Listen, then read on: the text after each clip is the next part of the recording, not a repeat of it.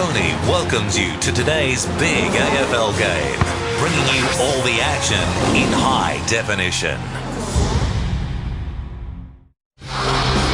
Probe and kick, a beauty. Richo and a bounce on his chest. Richo is down and bleeding profusely. Well, it's safe to assume the footy didn't do that to Richardson. That eye is going to need a lot of work on it. So Richardson off for an extended time, you would think. Well, Matthew Richardson won't have happy memories of his last visit here to AAMI Stadium. That was round 7 last year. Andrew Cracker, his teammate, accidentally kicked him in the face, fractured his eye socket, broke his nose, and they said he'd be out for 6 weeks. Well, Richo turned up the following week against Essendon, went on to play every game last season and won the best and fairest by 1 vote from Nathan Foley. So that was fortuitous for him. The toss of the coin. And the Tigers have won the toss, and they are going to be kicking to the left of screen, which is favoured by perhaps a 2 to 3 goal advantage. And, well, Richo, his 269th game, 8th at the club. If he plays every game this year and next, he reaches 300. It's a big ask, but in the form he's in, well, no one would write him off. As we go down to Rowan Smith. Well, thanks very much, John. Well, when we arrived here in Adelaide today, there was a lot of showers about, but I tell you what, boys, blue skies in the order now, so perfect conditions. As you said, John, maybe a 2 to 3 goal advantage down to the left-hand end of screen, but not much at all. Looking forward to this game. Both teams need a win, desperate for a win, so have a great call, boys. Thanks, Randy, because it is the winter today, the shortest day of the calendar year, so enjoy the sun while it lasts down there. And for Brett Ebert, his first game, passing the last 3 after he scored late in the match against the Swans 9. He kicked 6 in that game, and then he played against Richmond. He kicked 6 goals as well and picked up 1 Brownlow vote, so he's going to be an important inclusion for Port Adelaide today. As we get set to go from AAMI Stadium, Alapati Carlisle shadowing Matthew Richardson to start. A big ask, but Carlisle perhaps in the best form of any of Port Adelaide's defenders. Brogan hard out, a quick kick out of the congestion from Matt Thomas, who's also made his way into the team this week. Kasisi, help Pearce, sidesteps one, measures the pass, intelligently looking for Robbie Gray, knocked off the ball. Good recovery from Richmond, although McGuan's lost control of it. Now out in the open momentarily. Kasisi in hard again, wrapped up by multiple Richmond tacklers. You mentioned Carlisle going to Matthew Richardson, and Chad Corns has started in defence for Port Adelaide as well. We talked about where we want to see Chad Corns playing. He's starting in defence today on clear views at the minute. Brogan decisively wins it down. David Roden, been busy all season, brings it around. The fans behind the goals like it. Port have kicked the first in 50 seconds. We reckon, Pickers, it would be important for Port here at home today, having such a poor record, 1 out of 6, I think, to get a good start. They efficiently got it in. Ball dropped, but Roden, he's just, you clicked him, he's as much an inside winner as he is an outside finisher. It was important too, he finished the game off strongly last week against Geelong. This is clearly their best player in the last quarter, and great way to start, continue on that form for Dave Roden.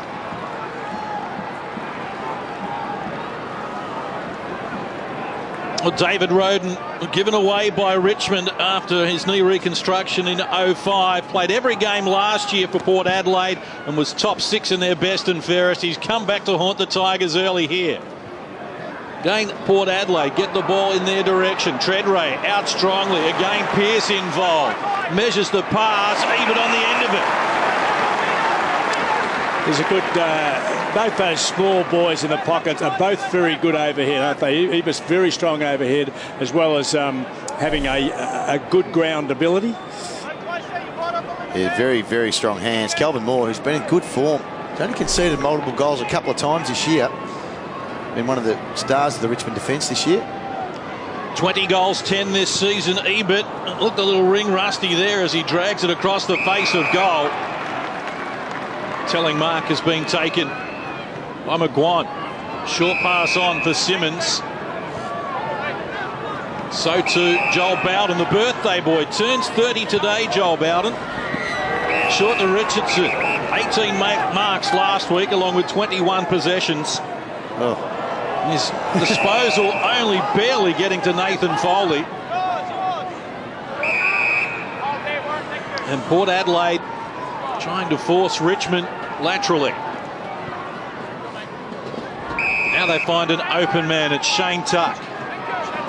Well known to the South Australian supporters here after playing with West Adelaide. Simmons again nurses it forward. Nathan Brown couldn't take the mark. Bowden comes again, upended there strongly by Thomas. Nathan Brown had nothing to go to, tried to create something, picked off by Peter Burgoyne, and he sets Pearce free again. Took them on, Logan in support. Now it's Sean Burgoyne, multiple options. Pass wasn't the best, Treadray is there. Good running on the overlap from Salopek, who goes to Ebert once more. Well, they look $1 million at the moment. They certainly do. The Tigers can't really get their hands on the ball. And pressure has been good. I mean, Nathan Brown got himself into awful trouble because the pressure kept coming. It was about the 5th or 6th application of pressure, which eventually saw a turnover by hand. Interesting thing, you called it well before the game, because Chaplin is the first to take Richardson in the middle of the ground. Brett Ebert, 24-year-old, comes in 40 metres out directly in front. Port Adelaide have kicked the first 2. Port Adelaide kicked 9 goals, 3 against Richmond in the first quarter the last time they played. They're off to a flyer here, 2 goals in the first 4.5 minutes.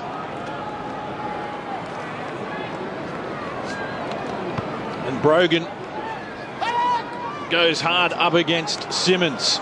Cassisi sold into trouble, shrugs a Matt White tackle. Now it's Pearce coming up for disposal number 4, the most in the game.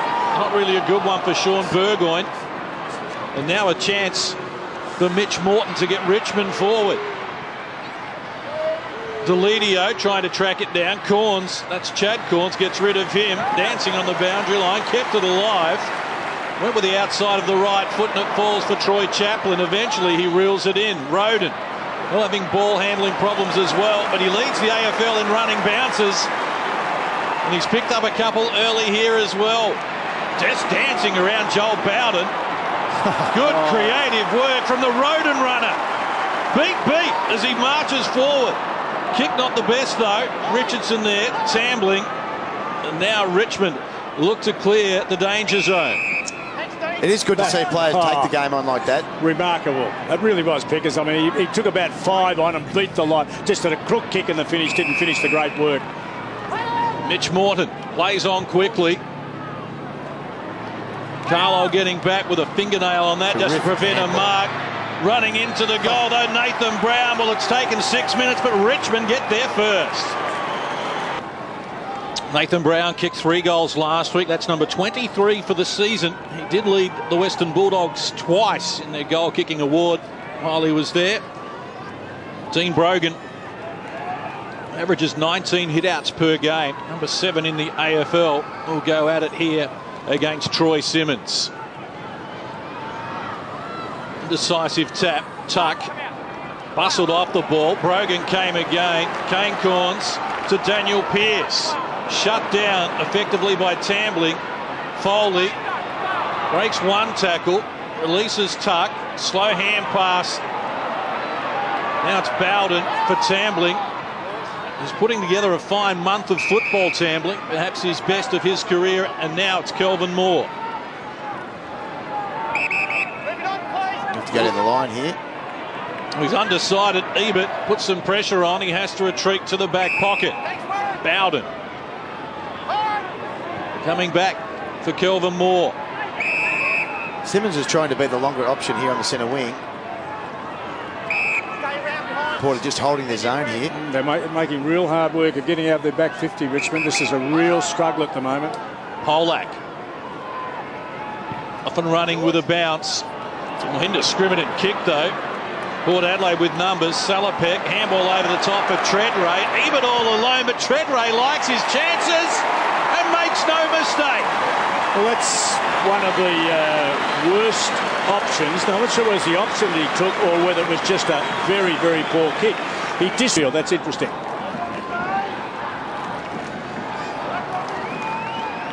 Umpire Gary Fielder about to restart. Treadray gets his first of the afternoon. Roden trying to draw a free kick. Bustled off the ball. Can't win the approval of the umpire. Well, there's real intensity here. I think we've already seen the meaning of this particular performance to both clubs. They are absolutely committed, both sides. Brogan, Cassisi, stole it away. Thomas with problems.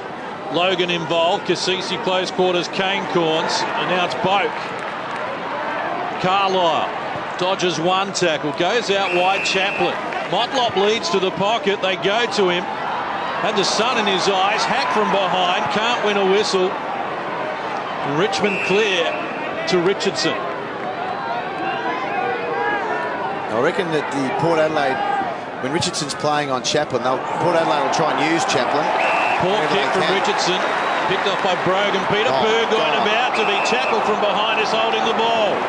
We noticed this a few times last week against Geelong, that they put a lot of time and effort into chasing Peter Burgoyne down from behind. They've done it already here, Richmond.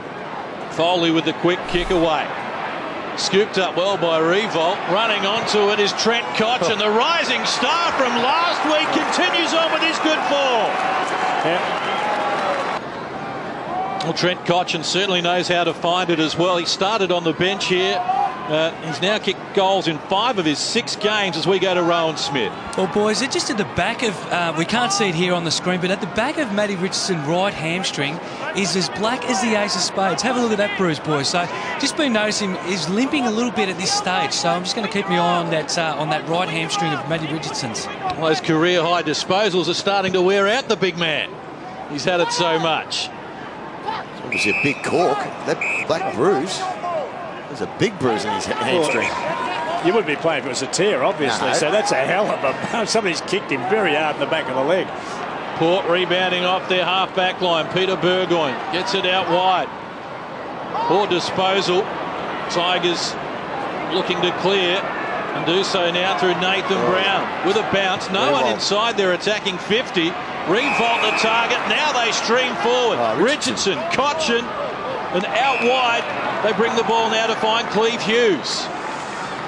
Good forward, hard running by the Tigers there. Looking at the turnover from Port across half-back. They've set up a couple of really good runs out of half-back, Richmond, early in this match. So have Port.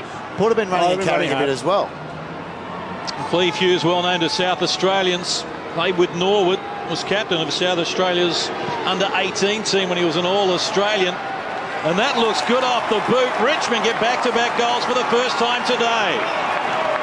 Cleve Hughes playing his first game since round 2. Only only 7 games last season and finished in the Coburg reserves at the end of last season. Big things expected of him. Brogan went up high against Patterson. Here's Cassisi wrapped up in a tackle. We haven't got it out of the centre circle. Just really interesting that Delidio's pushed forward and Kane Corns is his marker this afternoon. He's now pushing back onto the ball, but when he goes deep into the full forward, which really suits Delidio, Corns is going with him as well. Not sure it suits Patterson. Well, I'm not sure it suits Kane Corns to be playing out of the goal square. Cotchin losing out to Cassisi, who went down, pushed in the back according to the umpire. It's been one of their problems, hasn't it? That they want to use Kane Corns more of an initiator and a productive player rather than just a run with. Chaplin, 49 metres out, set sail for home. Got the carrier now rushed through.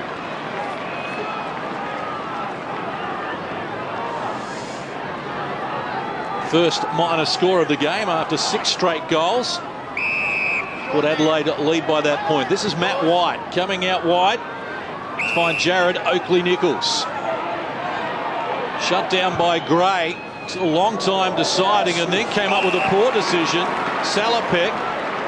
Thomas had a piece of it. Kane Corns. Now Roden looks into the pocket for Robbie Gray, who snuck in behind his defender, but it's rushed over by Kelvin Moore. Well, they're trying hard, John, aren't they, to give them a couple of freebies. I've never seen long kicks like that given back to the opposition in the corridor so consistently early in a game. Nathan Brown took it from Patterson. Not a lot on offer, has to slow it down. And now to the run of Trent Cotchin. 7-1 the clearance count we saw on the screen then. Favourite Port. An area they were, well, they were okay against Geelong. They just didn't get a lot of effectiveness from their clearances. Richmond work it forward. McMahon deep. Chad Corns couldn't mark it. Here's Peter Burgoyne working onto the left foot. And Salopek. Well-weighted kick for Travis Boak, who has time to make an error. Now needs to clean up. comes to Wilson, who goes out wide once more. The defenders keep running. Salopek to the lead of Treadray. Works onto the left boot, gets it on quickly, and the mark taken by Brendan Lade. Well, somebody made the point before the game, John, that maybe Lade, I think it was Rowan Smith, should be played forward, and certainly with his size, height and ability, he's going to pose a problem for any of them they can find down there to match up on him. It's been a changing of the guard, I think you'll find in recent weeks, Parko, with Brogan doing a lot more work at the centre square, and Lade spending a lot more time on the interchange bench, but they can get a little bit more out of him in the forward line. I think you're right. Gives him another potent target up forward, because he's a good finisher normally. 6 goals for the season so far. Hasn't kicked a goal for 3 weeks, though. Lade comes in, splits the centre. Port Adelaide lead by 8 points. Started on the bench, Brendan Lade, having an immediate impact. Top 10 in the best and fairest last year, and the best and fairest winner 2006. Adam Patterson into the ruck against Lade, who had to sit and wait. Cassisi giving away a free kick going into the back of Matt White there. Richmond allowed to play on Nathan Brown. Takes the mark ahead of Matt Thomas. With the numbers pushing back here from Port. He's trying to clog up this forward line. He's a beautiful kick, this bloke. Brown from 60 unloads. Goal of the day. Second goal of the first term for Nathan Brown. Back to a 2-point ball game. 18 minutes played here in the first quarter.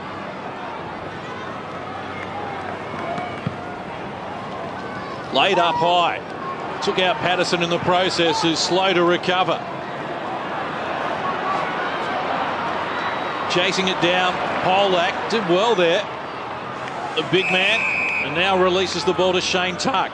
We talked about the clearance work around the ground. Well, they're 6-1 out of the centre, Port Adelaide, at the moment, so they're dominating Lade and Brogan.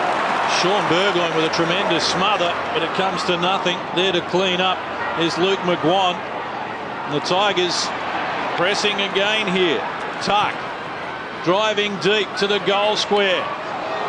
Free kick, Morton. A free kick going to the Tigers, according to umpire Gary Feeler. I think you'll find the umpire has said that he's taken his eyes off the ball here, gone straight at Mitch Morton.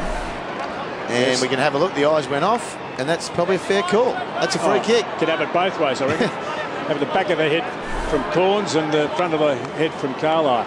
It's interesting. It's still, I think, 11-7 inside 50. So, in fact, in general play, you'd think Port have created a multitude of entries.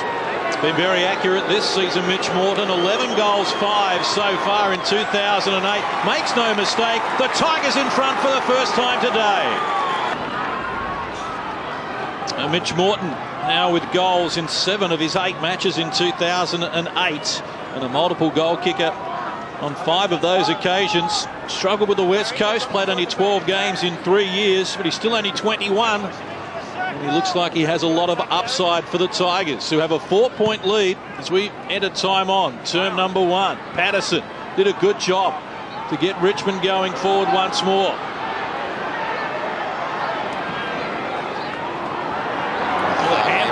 Not the best.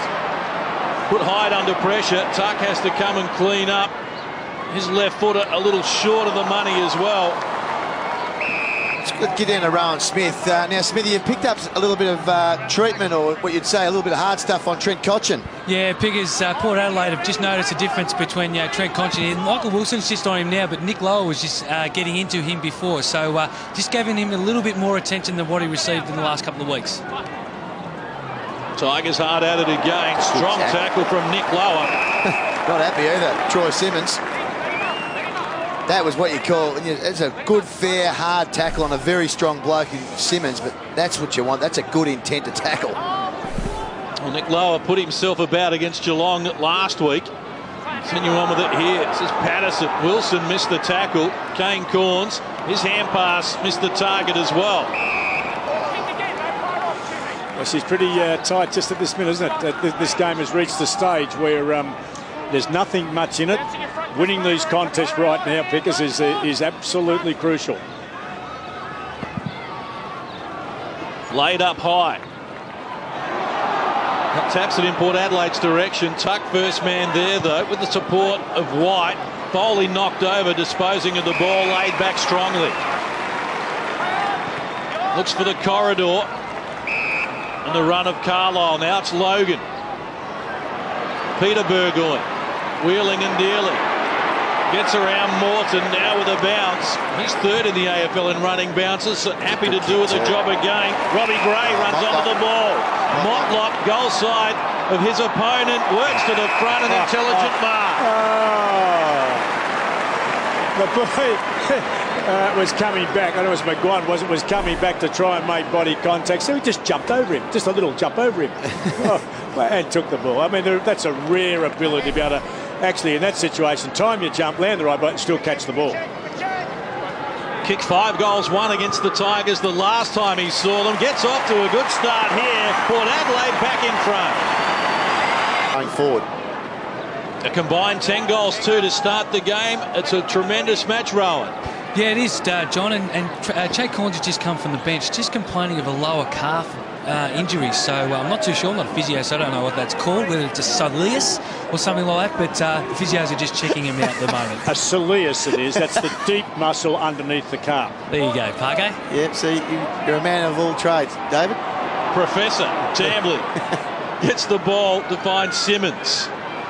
Now it's Tuck. Been good, Tuck. First quarter. Ball up for grabs. Logan went in hard. Mitch Morton over the top. Logan should have been. I think he was in, got over the ball and got just dropped on by everybody. If that wasn't a free, I've never seen one. So 10 disposals already, Tuck. And he had a competition high 11 clearances last week for the Tigers. He's in great form. Here's Roden. Again, good acceleration. Jordan McMahon goes with him. Kane Corns still in the defensive 50.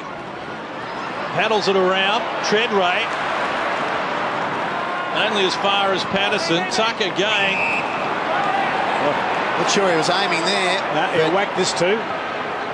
Nathan Brown's already kicked 2 goals. Oh, this is 5 metres closer than the last one. John, so to go through, post high. Just love the way he just gets off his angle, see it opens it up for his natural swing.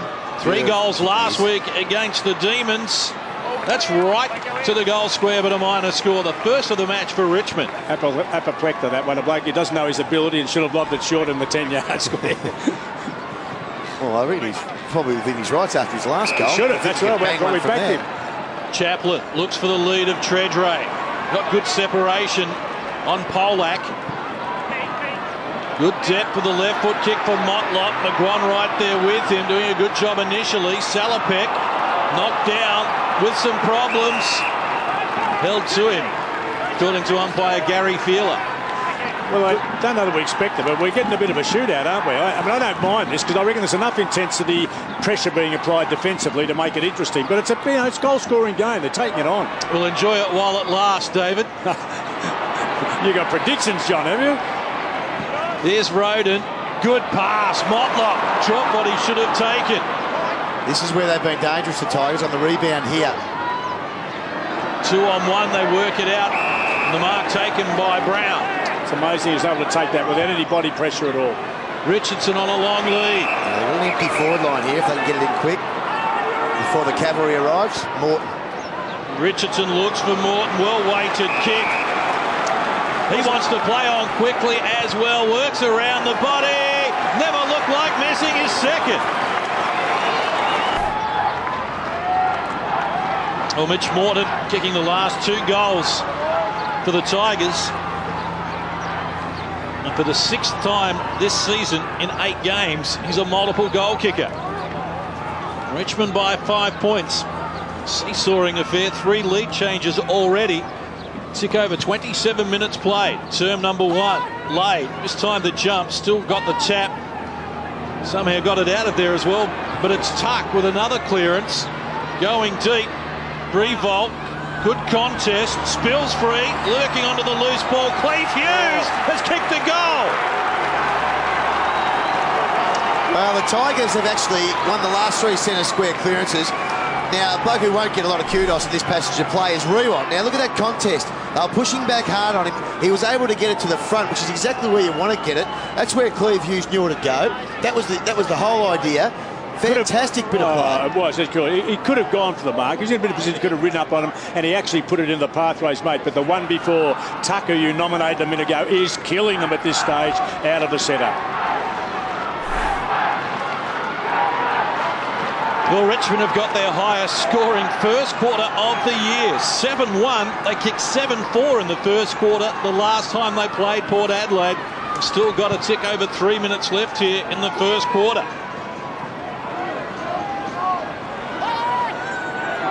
Tambling getting involved. Now a chance for Polo. Matt White not favoured by the bounce, but has enough time to come back. Now he measures the pass, looking for Richardson. Plays on. Richo goes to work, stabbed at it, but got the accuracy. It's an 8-goal opening turn from Richmond. What a wonderful bit of play again from the Tigers. And great running by Richardson, but the kick by Matty White was absolutely sensational. Now, he was under a bit of pressure here. He just waited it over Troy Chappell. Not a lot he could do there. And Richo, summing up his opponent, slipped over. Probably better than going back out to a set shot park, in fairness. But this is what he used to do when he couldn't kick them. This year he's kicking them. So you think, I actually expect him to go back, not run on. But wonderful all-round effort. Well, the Tigers haven't had a lot of joy against Port Adelaide in recent years, but they've now come up with their highest ever first quarter score against Port Adelaide. 8-1 in the first term. They hold a 17-point lead after Port Adelaide led by as many as 12 earlier in the contest. Wilson for Salopek. They're a little shell-shocked at the moment, Port Adelaide. Peter Burgoyne for Tredrea. Good, solid mark. Centre square clearance is 7-5. It was 6-1 Port Adelaide's favour. The last 4 centre bounces have all been Richmond. Wilson on the wraparound, 70 metres from home. Works it to the top of the square. Richardson getting back. Robbie Gray in traffic, took one high, goes unwhistled. Kane Corns got a good look at them, brings it back and breaks the drought for Port Adelaide. And sadly, that came off a Simmons hand pass. I mean, they only about 3 of their 6 goals, I reckon, Port have been scored on direct mistakes by. You watch. Well, you Simmons couldn't handle it any better to him. Couldn't really. get it. Even where he was going, even to help him on his way, didn't even have to stop to recover it. Yeah, that's disappointing. They've been so good, and Kane Corns getting involved. That's the last thing Richmond need. He's a very good player, Kane Corns.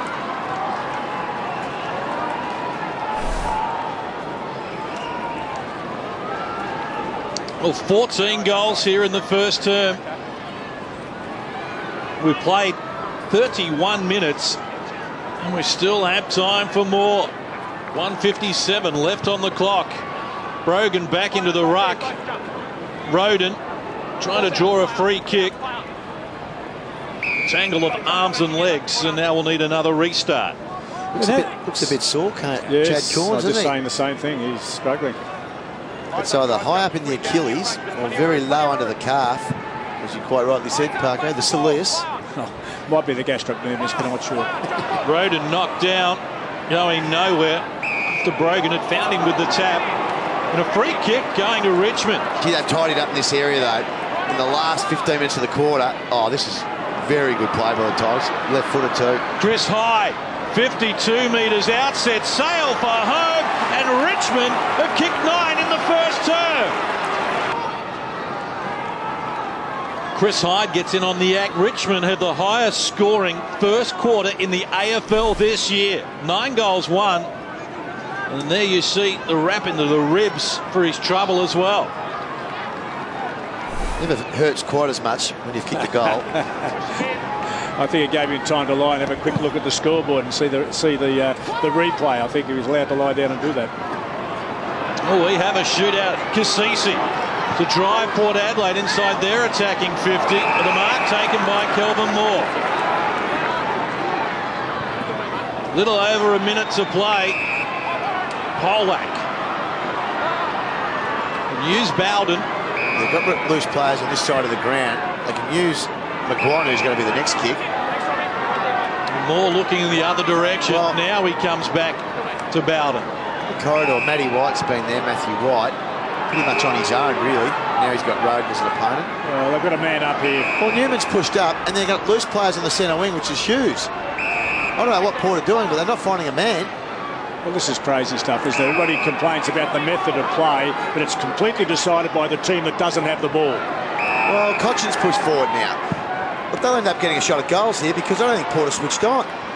Ebert provided a contest. Jared Oakley-Nichols works onto the loose ball. Didn't come up with a good decision, though, holding the ball as Matt Thomas supplies the tackle. That was bad choices, bad decision-making then by McMahon. He needed to get the first one away. Well, it has been a very entertaining opening quarter from Amy Stadium. A 15-goal opening term. Richmond, with the highest scoring first quarter of 2008, kicked 9 goals, won. Port Adelaide 6-2. And after Port Adelaide led by 2 goals after just 8 minutes of action, it's the Tigers by 17 points at quarter time.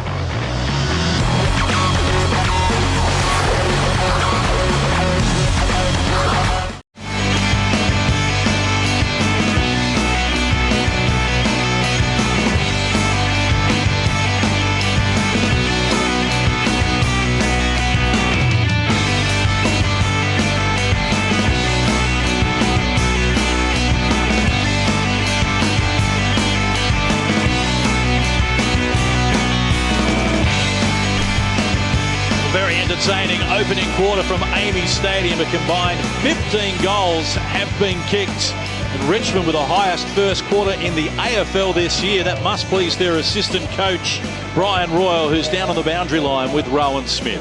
Well, Brian, a 9-goal opening quarter, you'd have to be happy with that. Yeah, we just felt if we could actually get it inside our 50 enough, yeah, we'll certainly, our forwards are going to dominate their backs. A couple of areas were hurting you just at the start. We're kicking the ball back in the middle and turning it over, and your clearances. Yeah, absolutely. Yeah, we realise that. We've spoken to the guys about if we can clean up our foot efficiency, particularly, as you said, come back in the corridor and start to get our hands on the footy around clearances as we did later in the game. It's probably going to help us going forward as well. Did you think it was going to be such a free-flowing game? Not really. We thought Port would come at us early, and they certainly did, but the game did open up. Thanks for your time. Thanks, Vinny. Thanks, Rowan. Port Adelaide kicked 3 of the first 4 goals, but Richmond 4 of the last 5. They lead it by 17 points. Look at the numbers there, and I mean the major stats that we've highlighted. Richmond's marks, which means they're chipping and running, they're finding some space. Port Adelaide actually are dominating the clearances, but Richmond made a real impact in the second half of that first quarter, Parko. But the inside 50s, you see 16-13 in favour of Port Adelaide, 13 entries for 9 goals for the Tigers. That's incredible forward efficiency. I noticed the assistant coach, Brian Royal, was saying we predicted that. Had we get it in, we'll dominate their backs. Well, in fact, that was the reality, because when they did get it in clean, with no sitting back behind the play from Port, they were absolutely outclassed them. They're hunting the contest at the moment, Richmond, which is great. Shane Tuck's led the way, 13 disposals, 4 contested possessions and 4 inside 50s. What a great first quarter. That's backing up after being the best players last week as well. Underway, term number 2 from Amy Stadium. Port Adelaide with the use of the breeze in this term, although kicking goals into the breeze obviously not a problem. Just back out this way, guys. There's plenty of room behind. Come straight back out. Eyes up, face Umpire Justin Schmidt. Day job as a lawyer. Gets us back underway. Roden first to it. Sean Burgoyne goes back to Roden. And there he is off with a bounce again. This time unstuck though. Cassisi almost giving away a free kick that went unwhistled. Holding the ball decision is now going against the Tigers. Well, we love Roden's bouncing, but he often bounces it twice in about 16 metres, and that second time he did 2 in a row and lost possession. I like this though, releasing, gets Sean Burgoyne into the game. It hasn't had an impact at all so far. Kelvin Moore went high and missed the mark. Chaplin grabs the loose ball, works on the kick and comes up with the finish. It's really important that Troy Chaplin can do this. Exactly right. He's got the role when he's in the midfield, which we mentioned, Parko. He's got the role on Richardson. Now, Richo can hurt you one way, but if Troy Chaplin can push forward himself and kick some goals, all of a sudden it makes Matthew Richardson a little bit more accountable, and he can't just do what he wants. He can't float behind the ball. He actually has to play on his opponent. Very smart. I don't know much about his footy nous, but that was, he just got off at the right time, found time and space and whacked it through. Terrific effort. Troy Chaplin with just his second goal of 2008. Kicked his first 6 weeks ago. Port will take anything they can get at the moment as they slice Richmond's lead back to 11. Simmons up high. Heavy weather for the ball. Foley involved. I mentioned earlier about Sean Burgoyne. Hasn't had a real impact at the moment. He's had 5 touches, but they haven't been quality, only one inside 50. But if you can get him into the game, Port Adelaide, quality player and a very good ball user. There he was trying to bust a pack. Jordan McMahon retreating to Tambling. Handball missed the target. Chaplin came through. Jordan McMahon to clean up again to Richardson. Oh, that's just what we call dangerous. Idea was right. Execution ordinary. Sean Burgoyne going in strongly as well.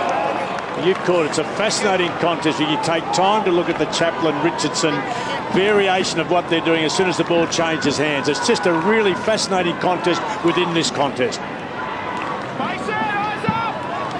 Aidan Kennedy, AFL's most experienced umpire, restarts. Here's Daniel Pearce getting onto the loose ball. Pettigrew hasn't seen a lot of it so far. In fact, his first touch to Brogan. That's almost 50. Handball over the top to Wilson. He drives inside the attacking 50. Treadray caught behind. Polak tracked down the ball. Treadray second ever a good one. Robbie Gray, who can be mercurial in a confined space, went back to the captain. Treadray for Cassisi. Now he gets the chance to measure the shot, but that's well up the money. A minor score.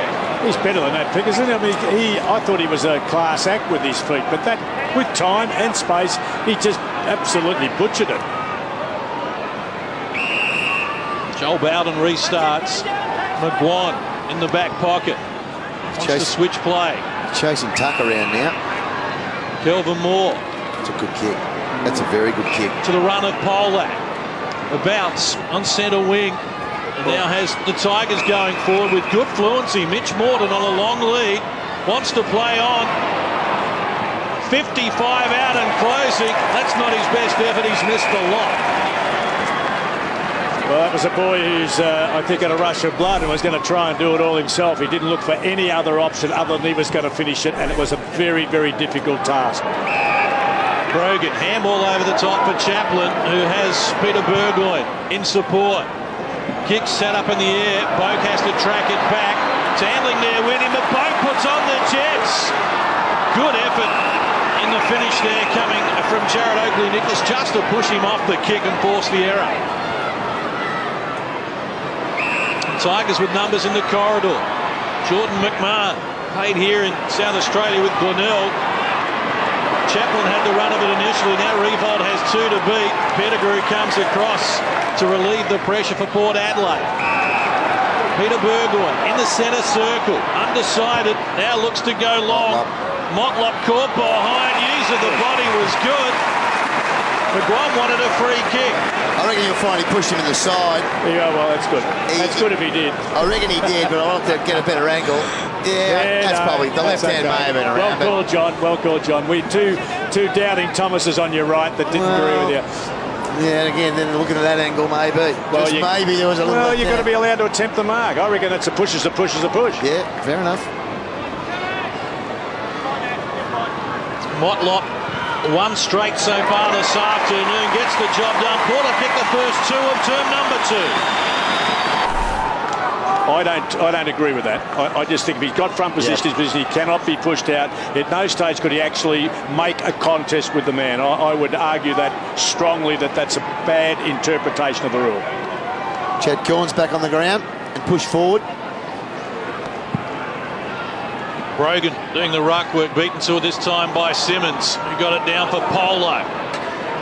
Richardson did a good job to release it to Matt White. The Tigers going forward impressively as well.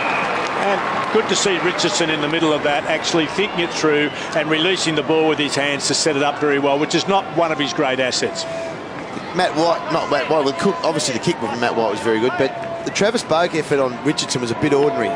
Travis Boak actually half left his man Matthew White. He half went to him to half go to Richardson, which all it did really was he was never going to. You either had to go hard at Richardson or sit back and wait for his man. Yeah.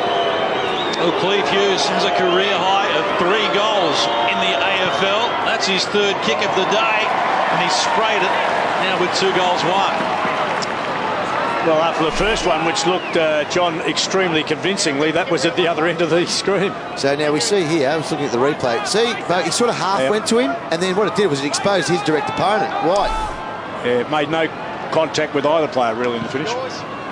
Wilson restarts, goes out wide for Kane Corns, and he's given away a free kick, getting into the back of Delidio. McMahon, close quarters. The Tigers pressing again, but only as far as Matt Thomas. He's done well, Matt Thomas. I like him. Got a great approach to his footy. Coming into the team this week at the expense of Surgeon. Mark taken by Shane Tuck. Oh, come on. Called to play on. Sean Burgoyne shrugs one tackle. Got it to his brother Peter. Inventive. Roden. Not a lot on offer. Now he has Boak running for him. Back to Roden, about to be run down again. Good acceleration. Port Adelaide pressing, but only as far as Polak. Doing better today, Polak, I reckon. Here we go. This is the one they didn't pay. Now, that's a mark. Oh, no one else touched it. You know, the umpire's got it wrong when everyone stops, because I think it is a genuine mark. And it was. Very courageous. Well, skillful. Very, very courageous. Boak feeds Roden beyond his range, so shortens it up for the captain, Warren Treadray. Hasn't had a good game so far, David Roden. Oh, I love him. He started the game off beautifully with that first goal.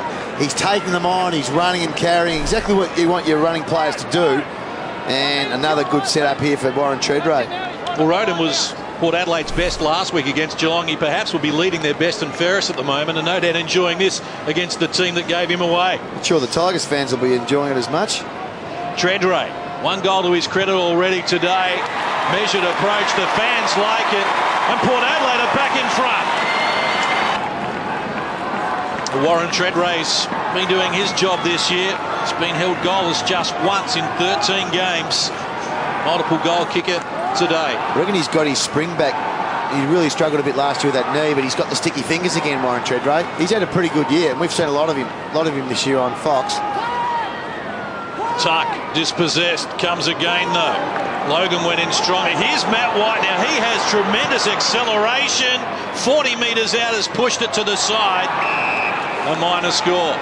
Now I was just watching Richo then. He was screaming for the handball. I think Matt White did the right thing and had a shot. Just would have needed really to finish. Well, this is a bit of a Pettigrew and Logan almost mixing it up. Carlisle released the pressure to Chaplin. I've noticed a bit of maturity from Richo. Then he didn't give young Matty White a cook. He just got back to it, which was good.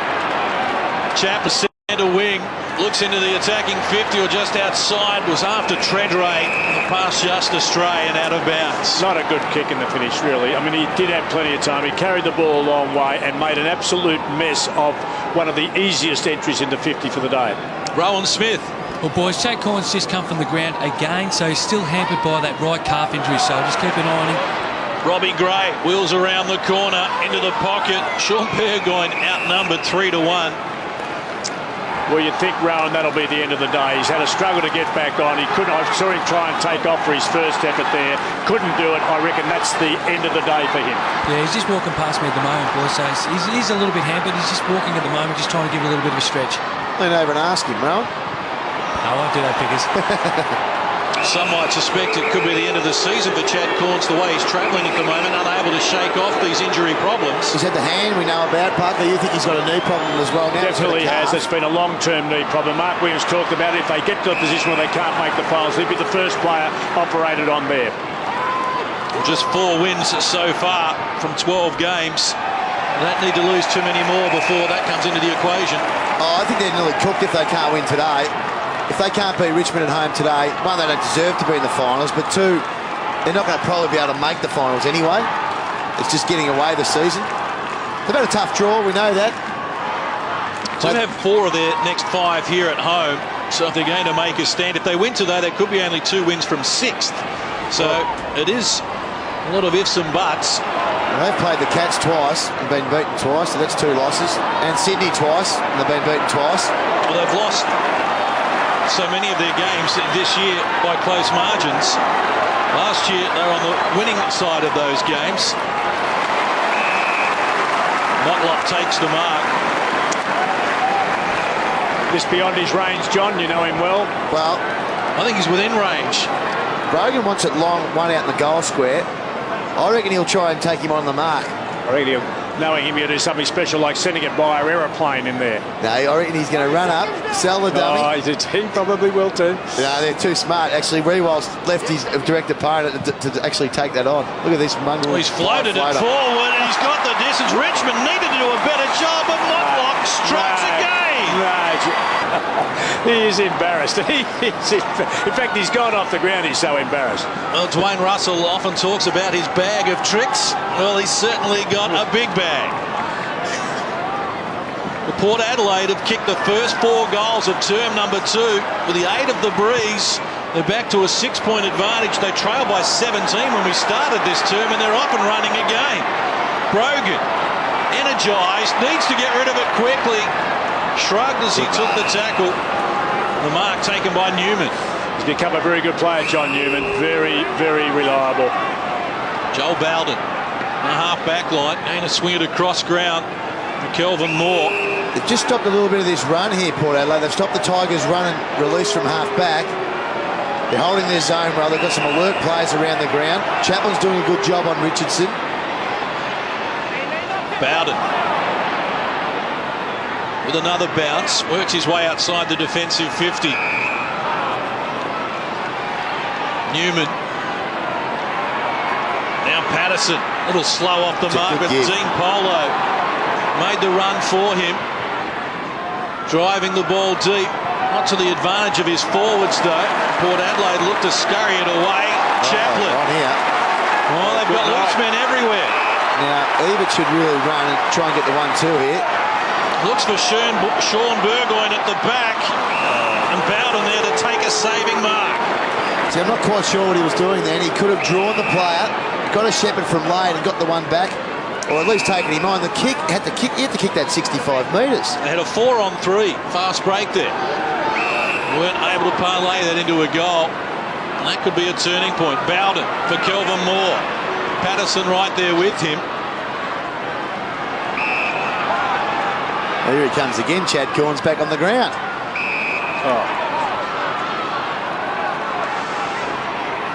A lot more alert this quarter. Port Adelaide, look at the movement. Pushing back, blocking space. The Tigers have got to work their way through this. They've got to get the ball into the hands of the good users. The Nathan Brown types, the Cochin types. Bowden takes on Sean Burgoyne, arches the back, gets beyond him, now drives deep. Brogan involved. Robbie Gray gets back for Port Adelaide as well. Travis Boak, Kane Corns, hand pass going nowhere from Boak.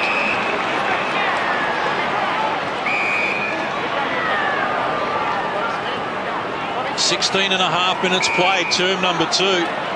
Richmond have added 2 points. Port Adelaide have kicked 4 goals since quarter time. Travis Boak with it again. Treadray the target. Moore provides the contest. Here's McGuan, shadowed by Chad Corns, who thought that was a little deliberate, but umpire Gary Feeler didn't see it that way. Well, if that's any indication, Chad really struggled to even make a contest there. I don't think it's right. He needs, probably trying to find out whether he can or can't do it, but at the moment it's not happening. Brogan taps it to the advantage of Pearce. Handball misses at target. Kane Corns retrieves it. Salopek can unload from 55.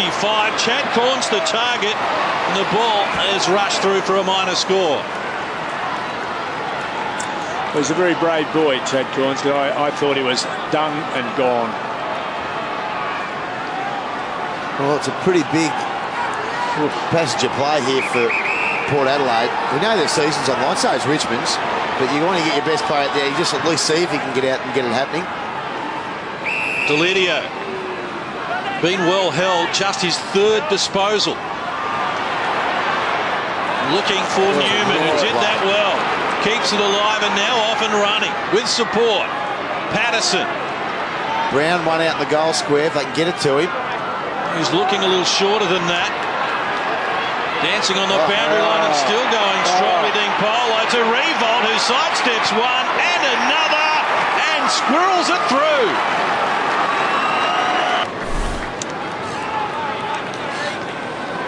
Jack Revolt gets his first goal of the afternoon, his 6th for the season and his first since round 7.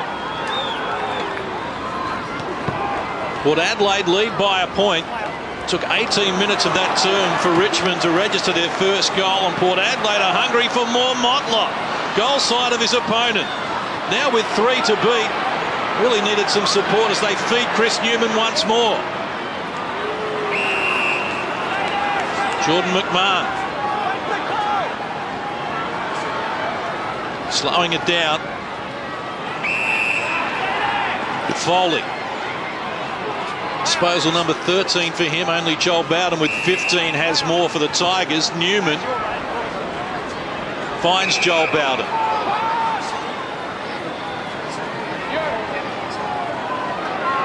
Kelvin Moore to centre wing. Polak against Treadray.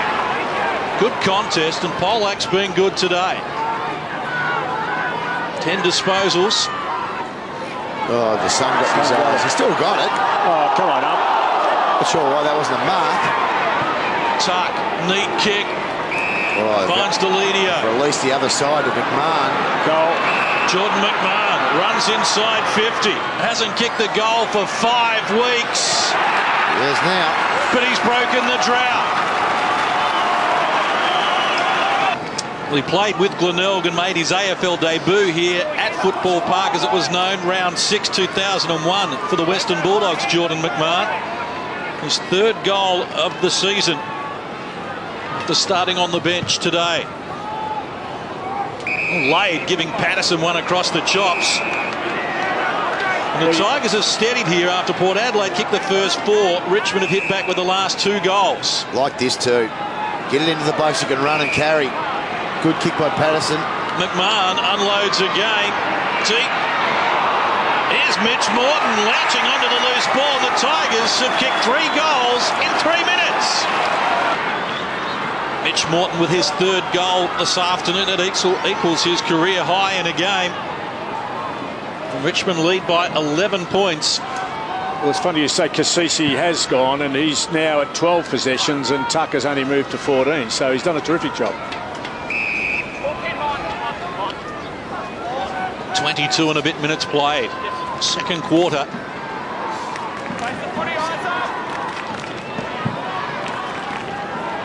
Very entertaining stuff.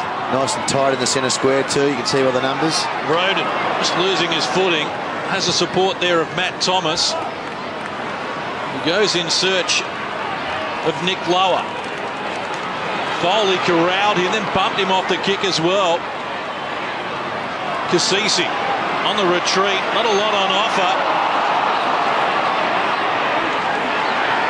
They've got problems, Port Adelaide. They're going nowhere against this pressure. Somehow they manufacture it forward. Well, that was tremendous defensive pressure from Richmond. Well, I hope those at home, John, are getting as much joy as we are. This is a terrific game of footy. And of all the elements that you want to see, great contest stuff, terrific run and carry, good finish around the goals. It's got everything, this game. McMahon took it from Chris Hyde. Starting to get a bit busy too, McMahon. Patterson, now Bowden. As is he. He's killing them, Joel Bowden. He's up to 18 touches. Most in the game. The Tigers pressing again. Here's Shane Tuck. Wants to get on with it quickly. Searching kick. Mark almost taken down low.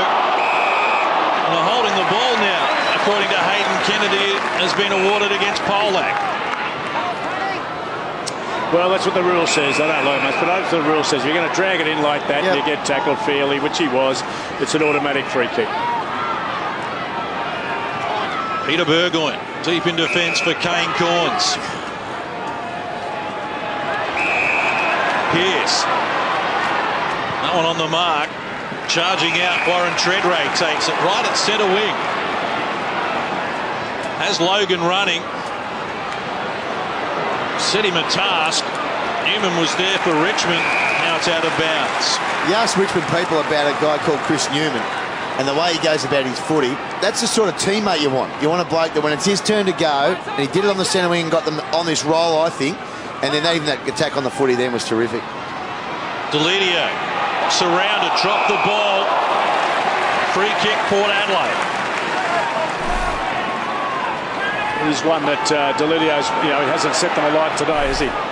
Pearce drives long. Chad Corns lurking. Couldn't take the mark. Kept it alive across the face of goal. And it's tumbling there first. Taking it over the line, Travis Boak. Really good by the Tigers. Chad Corns, gee, you'd normally eat that. He'd normally eat that mark. Brogan supplies the tackle. He's had 2 touches, Chad Corns. We know he's been on and off a bit, but it's just unlike him at the moment. He doesn't look right. Well, he knows he's frustrated. They're playing one short in a sense. Simmons with the tap. Treadray sharked it. Matt Thomas running out of real estate. Little over 3 minutes out from half-time. And still, you keep a good man busy around the goal square. No one will be letting him go. Tuck. Handball for Newman. He's waiting for some support to appear. Sean Burgoyne steals it away from Dean Polo. 55 out, keeps it low. Out of bounds on the full is the call from the goal umpire. Well, he is annoyed with himself, and so he ought to be. I mean, a bloke of his ability should have got it squared up in some way, put it away, which we expect him to do, or get it squared back up in front of the goal, but he just whacked it out of bounds. You went inside, play on. Kelvin Moore, Treadray just sagging off him for the moment, and they'll concede a minor score. Well, you hope it doesn't cost him in the finish, John. It was an unnecessary one, that one. Nathan Brown restarts for Newman. Now Trent Cotchin. Looking for and finding Luke McGuan. He's a very cool and very clever boy, young Cotchin, isn't he? Very cool. What he does is he gets on his bike, he plays on all the time, and if you play on, you initiate run, you're making everyone else move. I agree. Movement creates movement all the time. Foley. What's in front of him there? Not a lot of holes. Bowden. They're all trying to find a man here, Port. Now Chris Newman.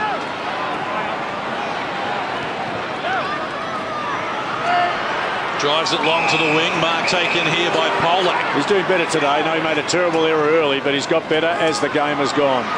Pass intended for Dean Polak. Salopek right with him. Chad Corns comes in strongly. That looks like holding the ball.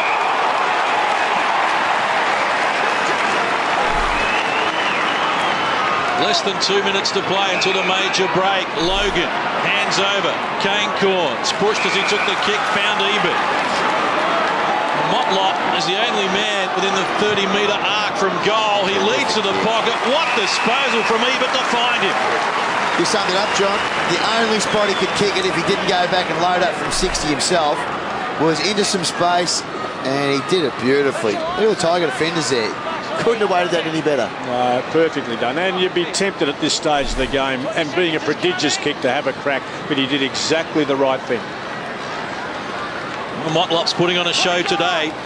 Kicked a career-high 7 goals against Essendon in round 7. He's got 3 so far, and that never looked like missing. It's 4. Well, one thing, Pickers, that I think it tells us that there is, and we should ask Rowan, there is a reasonable 2 to maybe 3 goal advantage to the left-hand end of everybody's screen. Yeah, there is, Dave. As you called it, 2 to 3 goals. Definitely going to that left-hand end of the screen. He's just a natural goal kicker, isn't he, Daniel Motlop? Easy as you like. Port Adelaide have kicked 5 goals in this term. Motlop has kicked 3 of them after getting 1 in the opening quarter. It's Richmond by 4 points. 29 minutes played. Term number 2. Brogan mistimed his run there. Roden is there to try and clean up though, with the support of Matt Thomas. On the lead, Pearce couldn't take the mark under pressure from McMahon. Boak joins in. Cassisi back to Pearce.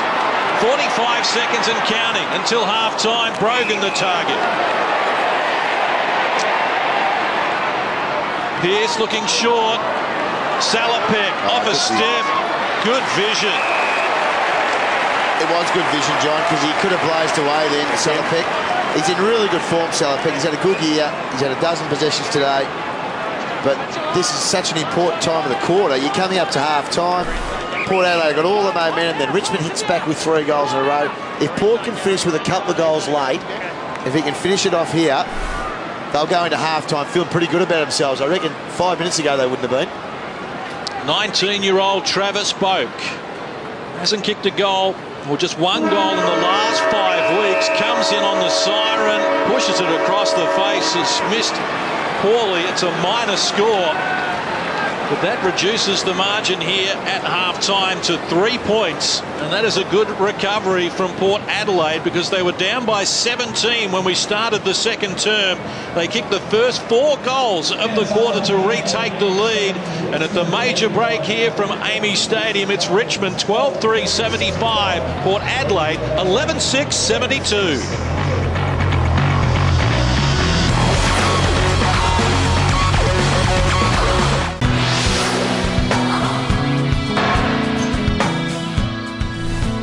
Welcome back to Amy Stadium. Shortest day of the year. Winter solstice. Sun still shining and the breeze still favouring the left of screen. It's a 2 to 3 goal advantage in that direction that Richmond will enjoy here in term number 3. They kicked 9 goals, 1 with the breeze in the first quarter. Richmond, the highest scoring first quarter we've seen in the AFL this year. Port Adelaide kicked 5 goals to 3 in term number 2 to bring us to our halftime scoreline of just 3 points. The margin with the Tigers holding sway, the biggest margin we've seen at any stage today, a 17-point lead for Richmond at the 29-minute mark of term number 2. Richo, well, he's been good without being the star, just 8 possessions, but it's Port Adelaide's job on Trent Cotchin, who has just 5 disposals on an average of 17 and more. Interestingly, Brett Delidio, just 5 disposals on a season average of 26. So they need to pick it up here in the second half. An updated score from the MCG, as you can see, 31-minute mark, and the Hawks, well, they are going under North Melbourne by 27 points. They've kicked 15 goals to 10, and that's despite being out with half of their forward line. Well, they're just that sort of team, aren't they? As soon as they seem to love it. They thrive on games where they've been written off. Gary Feeler holds the ball aloft. We are set to go. Term number 3 from Amy Stadium. Both teams looking for their 5th win of the season and to remain in the hunt for the finals. We can expect there's going to be an intense start to this second half. Straight up, straight up, straight up.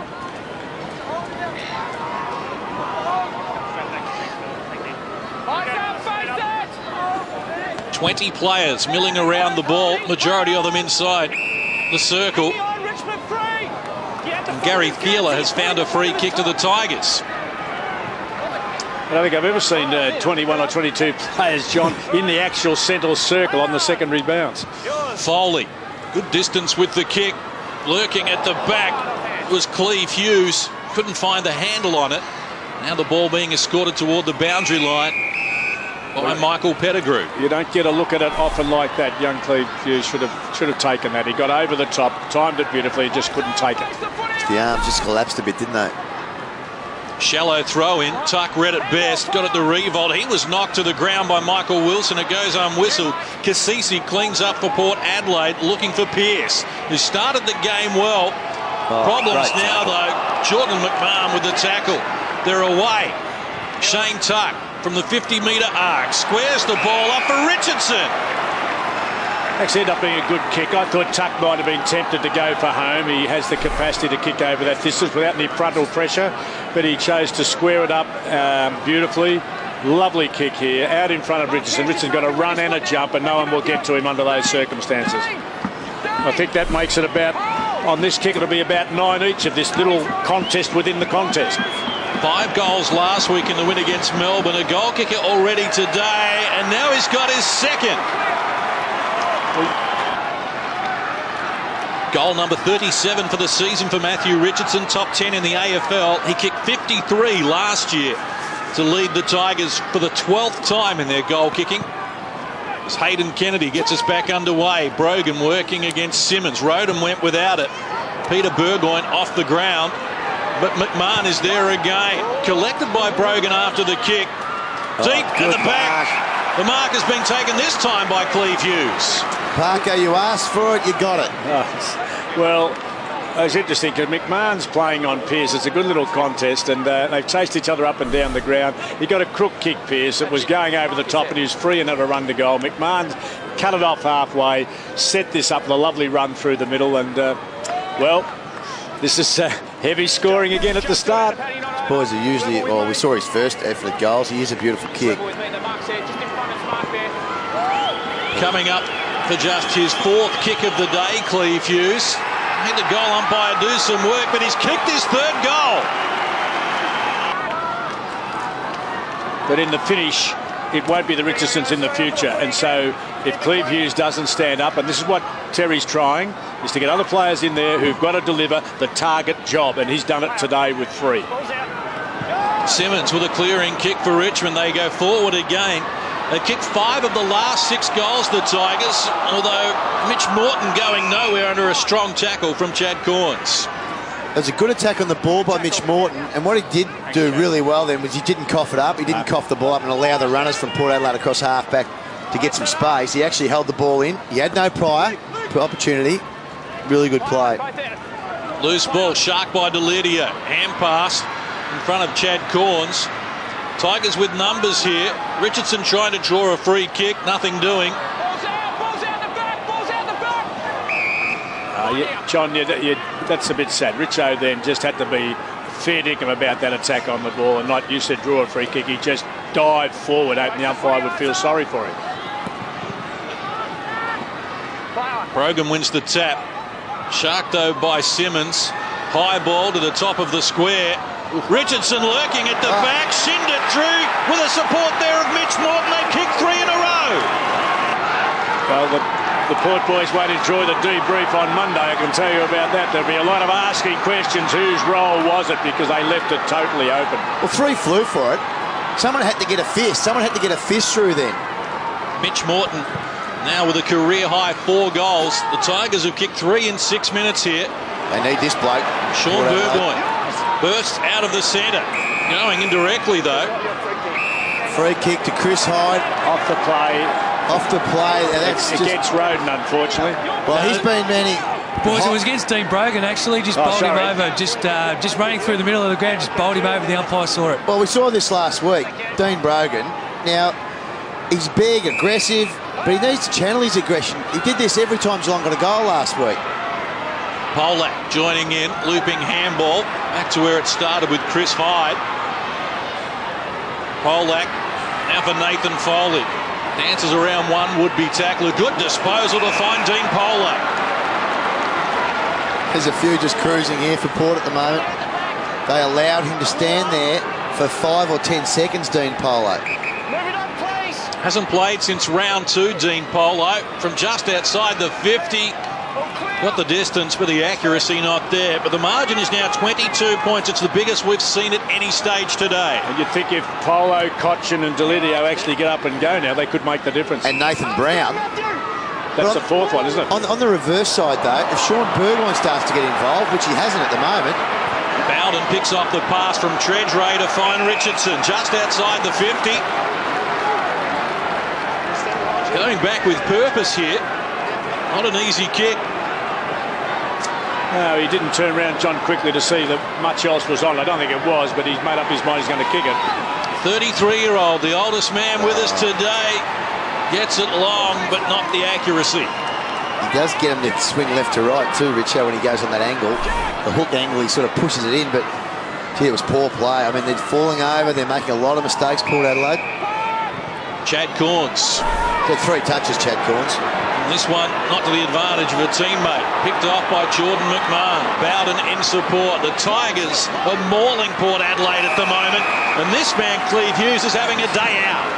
And he's coming hard. I think the good thing about him, when he read that from a long way back, he's made 40 or 50 metres in the lead to set himself up for this, and Bowden pulled the ball back underneath and just gave him a lovely chance to run onto it. Slippy, you're right, there have been some errors made in terms of keeping your feet and making good decisions that Port Adelaide have just failed miserably at.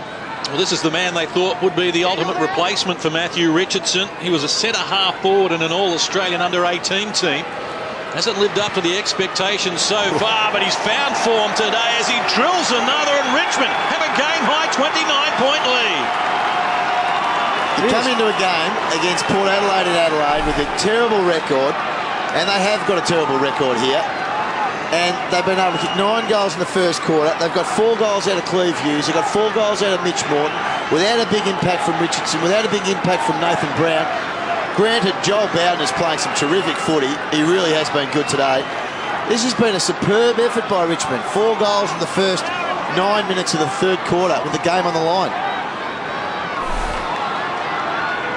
Cleve Hughes has had 5 kicks. He's kicked 4 goals, 1, a career best. Richmond, with a 29-point lead, have exploded out of the blocks here. We saw Port Adelaide kick the first 4 of term number 2 in quick fashion, and Richmond with the breeze have done it here in term number 3 as Kasisi gets the ball forward to Ebert, who was in front and running hard, and a kick that fell off the end of the boot and didn't help him much. He was in right position. You'd hope that he's able to settle the team here. This would be a good goal in the circumstances. I think the big picture stuff for Richmond that you've been talking about, Pickers, is the most important. This game could become pivotal in going forward, as we say these days. Kicked a goal at the 4-minute mark of term number 1, but that is not going to be just the mark taken by Treadray. That is poor defence by Richmond. Treadray spies a loose man, a little deep with the kick, but Sean Burgoyne was strong with the mark. Well, Terry Wallace and Parker, you're the former coach, would be sitting there. They've got all the momentum. They're dominating the game. They've had a bit of a snooze down there in the goal square. Exactly. They both thought the other was going to do the job on the break, and neither did. I mean, that is a disgrace. This goal is a result of absolute loss of concentration by 2 players. Richmond have kicked 7 of the last 8. Sean Burgoyne comes in to break the drought for Port Adelaide. Sean Burgoyne, with 19 goals for this season, has been very accurate and has been a goal kicker in all 10 of the games that he has played. Port Adelaide needed that, to say the least. Is Kasisi going in hard, as is his trademark. Roden nudged in the back, tunnelled out the back. Delidio for Richardson. Hand pass to Foley. Good time to make a decision. Wobbles one off the boot, and at the back the mark has been taken by Mitch Morton. Very good overhead, Mitch Morton. He's one of those players that's, he's a 6-footer really, nearly 6'1", he's 185 centimetres, but got very clean hands. Saw a lot of him as a junior, highly rated junior. He would have been a top 6 draft pick, went West Coast father's son. For some reason struggled. Now I'm not sure what it was. There was some injuries there, a little bit of attitude problem I think as well. He ends up coming across to Richmond. He hasn't played every game for the Tigers, but he's a very, very good player. 21 years of age, had a career best of 3 goals coming into this afternoon. And Mitch Morton fires away and has now kicked 5 without a miss. What I like about both Morton and Hughes, they kick the ball like they mean it. They poke it through, they whack it. 17 goals, 5 for the Tigers. The forward line hasn't looked as potent as this all season. And they've got 8 goal kickers so far.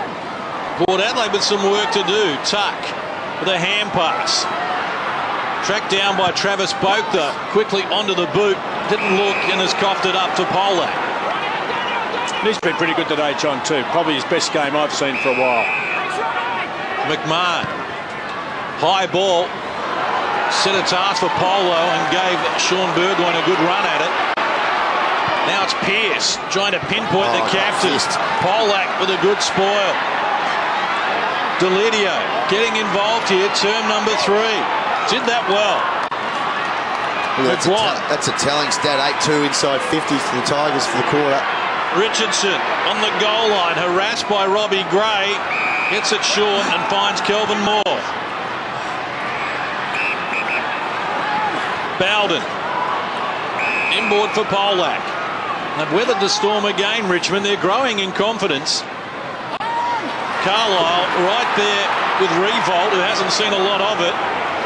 Bowden joins in once more. Generally a good user of the ball, finds Cotchin. Running by Jared Oakley-Nichols, his short pass. And playing on quickly, Tambling. Flat-footed, that's a poor handball. Made something out of nothing. Mitch Morton works around the body, looking for an even half dozen. It's a minor score. Can I say there's something that's happening here? Polak's become good because he's starting to exploit the captain. And the captain has struggled in the second half of almost every game this year. So Treadray's got to find something, or they're going to make a change there. Carlisle restarts and finds Brendan Lade. Only had 4 disposals so far, Lade. He needs to get involved as well. Goes to Brogan. And now to the run of Nick Lower. Treadray leads, that's ignored, he's going longer, and the mark taken by Robbie Gray. Plays on quickly, Motlop the target, did a great job to work to the front. He looks like the only one up there, doesn't he? He looks the only real dangerous forward. Treadray's going okay across half forward, but they're all out around 60, 70 metres out. They're not really in the dangerous areas. One-on-one, Motlop looks the winner, really. His acceleration is fantastic. Looking for goal number 5. That's his 3rd bag of the year.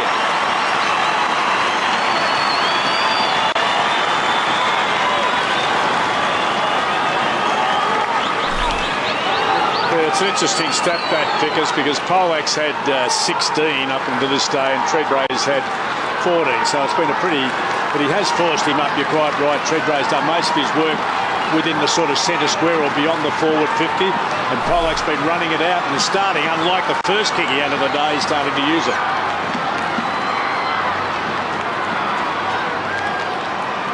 Motlop, 5 kicks, 5 goals. Had 5 kicks last week and kicked 3 goals too. He is value for money. This is where they need a real competitive effort though, John, in the centre square. 38 goals for the season for Motlop. Hyde taken down strongly. Chuck there, outnumbered. Somehow got it free. Port Adelaide hunting in numbers though. Logan. And now it's David Roden. Out wide Pearce. On the move as well. Pushing the ball to the half-forward line. Kane Corns behind Deledio. Excellent effort. Terrific mark. Wasn't a good mark. But he has played constructive forward leading target, hasn't he? So he's good overhead. Dangerous kick. In the Motlop vicinity, and he only needs to be in the vicinity. Here's Tom Logan, measures the pass. Kane Corns had it knocked away by Deledio, went off the ground when maybe there was a better option. It's a minor score. Oh, the closing speed of Deledio there. Wasn't it? Yeah. It was just a lay down Mazzara, easy goal. Just missed it then, but Deledio's speed to get a fist into Kane Corns. He had him shot. Not happy with himself because his kick was pretty ordinary. Would have hurt, would have really stung if he had actually had his opponent at the goal. The Tigers playing with fire again. Oakley-Nichols with a bounce. Up to the wing. Carlisle leads the charge though. Plays on quickly to Peter Burgoyne. The power not done with just yet as Burgoyne loads it up. Ebert the target, Motlop from behind. Richmond with numbers though. Kelvin Moore feeds out the hand pass.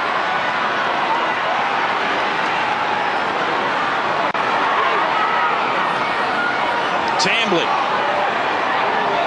Handball to traffic. Dave Patterson no chance. Brogan is there with Boak. Now David Roden joins in. Short pass. Finds Motlop against Maguire.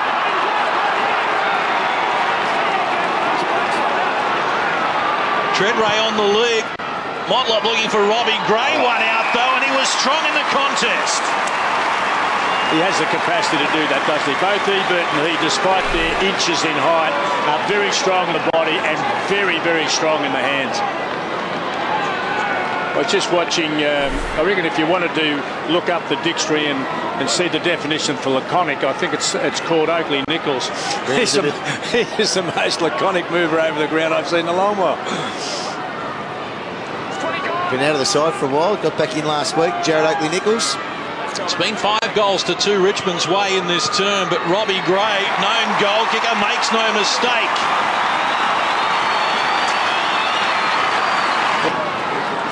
Well, Robbie Gray was in the best players last week in a dismal team effort down at Geelong.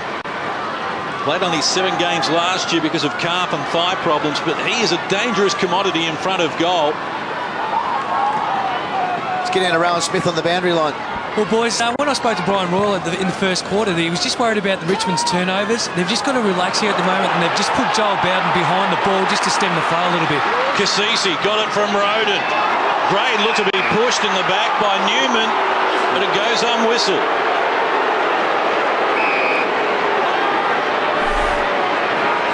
There's the nudge from Chris Newman. Not enough to convince the umpires as Kelvin Moore takes the mark. Tigers lead by 17 points. 21 minutes done here in the third quarter. Would Adelaide to have the breeze to come home with. And he hasn't touched the ball a lot today, Jack Riewoldt, but he's done his job. Done a couple of nice things. Being competitive. Looked for Morton, couldn't find it. Burgoyne run down from behind. Looked like incorrect disposal. That went unwhistled. Thomas set up his teammate lower. Pettigrew gets involved. Port Adelaide eventually get it outside their defensive 50, but not for long. McGuan. Good pressure by the Tigers half-forward line. Decisive kick as well, releasing Shane Tuck. That looks good off the boot to find Simmons. One out in the goal square here. Richo on the lead now. To the forward pocket, Richmond in good position. Peter Burgoyne there, Kane Corns with Roden running past. The quick bounce, as is his trademark, hand pass over the top. And now they get it to Daniel Pearce, who has room to move in. At one Port Adelaide player in their 50 though, and Pearce has to keep running. Drew the player, uses Travis Boat, Logan for Pearce, getting untidy now, and they've coughed it up. Polo to Foley. Simmons. Tuck. Measures the pass. Delidio thought about getting a hand in there. Scooped out by Polak. Cochin looks for the lead of Richardson, working against Chad Corns. The two big guns going at it, and Richardson right on the boundary line, keeping it alive. He's wanting a free kick, Richo. And the one thing that Tuck has improved is his kicking. He used to bang it long and they'd sit. Now he's able to draw the ball back under his body and hit the bloke over medium and short distances. And he's done it all day today. He's been very effective with his feet. Well, he started the ball rolling, didn't he, really, in the first quarter? He's doing a bit of that too. Third man up and grabbing balls at throw-ins. Morton taken high by Brogan. It goes unwhistled somehow. Pettigrew dragged off it. Brogan in at close quarters again. Tuck hasn't stopped trying all day. Cochin hoists it onto the boot. Cleve Hughes came out strongly, attracted a crowd and has won a free kick. All right, let's have a little look at this one. Well, that could have been a free too that was missed. That is a free kick. That's a free kick, Brogan. Again, he's done it. Oh, that's definitely a free kick against Chaplin. Yep, bit high. Yeah, a bit high. And look, young Jack Riewoldt hasn't done too much, but what we know he can, and I saw him in a state final in Tassie a couple of years ago, he really can mark the ball. So if that's a third man in waiting, he hasn't contributed Pickers all that much, but... It's a beautiful kick. We've said this all day, Cleve Hughes. Looking for goal number 5, for kick 12 in his life coming into this game, and that sails through. Really important goal for the Tigers. Port had kicked the last 2. You've got 5 out of Cleve Hughes now. Well done, Tuck, again. You're right, because he was a third man up in that boundary throwing contest. Yeah. And it's a good sign that the 3 Port players are actually all going for the footy, but there was probably a bit high. He had the arm across his shoulder. A good contest by Cleve Hughes. That's all you ask for in some of these young players. Give it a contest. Bring it to ground. They had the numbers at ground level, Pickers, if they failed in the other one. Well, Cleve Hughes has kicked 3 in this term, 5 for the game. New career high for him in his first game since round 2. So he may have earned another game at least. Yeah, I reckon he'll get him another week at the very least. Give him the rest of the season now. Build the kid's confidence. Lade uncontested, wins the tap, looking for Sean Burgoyne, tackled without it, barging his way through and enjoying the contact. Matt Thomas, but will bring it back.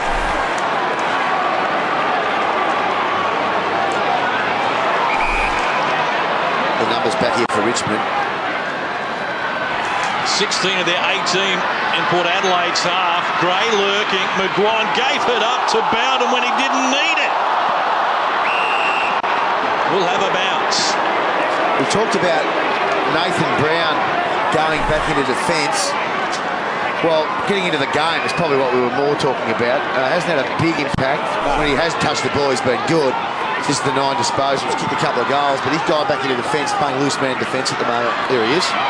On cue, getting the kick away. Ball's going to stay in. Peter Burgoyne to be first at it. Sprott brushes off the tackle of Kelvin Moore, but then fumbled it out of bounds. He is, not Burgoyne, he is so good, the little bloke in game. Nathan Brown, he is very good at that job as well, and can go into the middle and break it up as well. Free kick going to Port Adelaide. Sean Burgoyne. Holding. Bit of holding against Polo, I think you'll find. He's saying, I'll just have my arms around him. But same thing. That's free. If you're facing him up with your arms around him, you block him out there, 5 minutes off the ball, free kick. I noticed it last week in the Geelong Port game that Kane Corns was doing that to Gary Ablett. I think he gave him 5 free kicks in the end. And it should be free kick. Treadray in the goal square. One out. It's gone over the back. But Bowden is there to relieve the pressure for the Tigers. Well, stand by. Good tackle applied by Thomas. It's on. Now Chris Hyde recovers. Oh, it's on, John. It's on now. It's on in the right way. This is a terrific contest. I'm glad we got the trip to Adelaide today, Pickers. So am I. It's actually been a great game. It's had a bit of that. It's had a bit of grunt. It's also had some good skill level today. Laid outnumbered. McGuire third man up. Sharp by Salopek. Slipped at the crucial moment. Kane Corns can't work it free. Bowden, one way, back the other. He's played well, Joel Bowden. Has he ever? Disposal number 27, and no one has more. This is Dean Polo, who's grown as the game has gone on, but straight to Chad Corns, who gets it back from Roden. Now he's looking out wide for Salopek. They've got a loose player at half forward here. It's Robbie Gray. Missed him. Spotted him. Peter Burgoyne on the wing.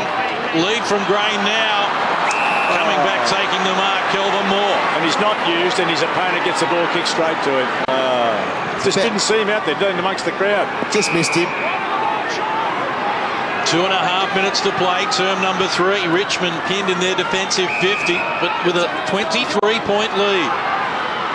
Port Adelaide have had 41 inside 50s to Richmond's 35. Dangerous kick. It's set up for Travis Boak. Thomas, handball out. Port Adelaide desperate for a score. Robbie Gray, though, has come up with a minor one.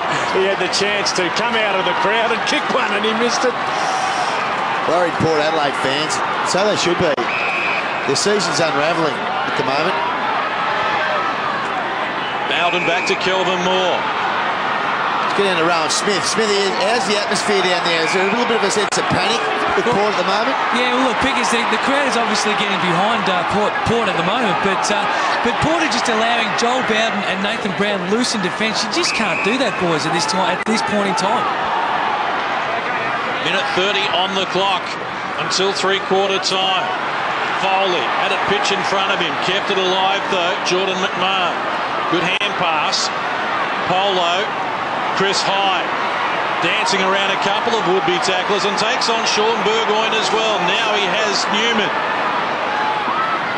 Oh, Motlop come from nowhere there. Motlop lurking, has 2 to beat, takes on Bowden, who's crunched by Matt Thomas. And on his 30th birthday, he's flat on his back behind play. Nathan Brown with a right foot pinpoints the pass, and Clearview's has got it again.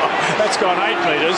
The umpire called play on for the one that went 30 metres down here, and that was, I reckon Brownie was past him by the time he might mark the ball. He's had a good game, Joel Bowden. Oh, terrific.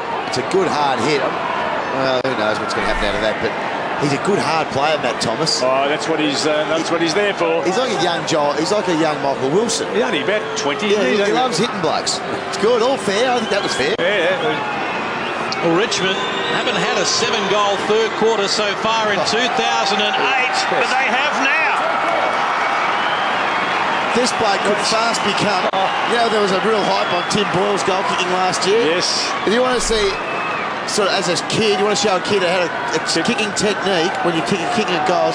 Now, far be it for me, I was hardly any great goal kicker. That did go. I think that went 6 metres. Whether he's 15 out or 60 out, because he kicks it with exactly the same technique.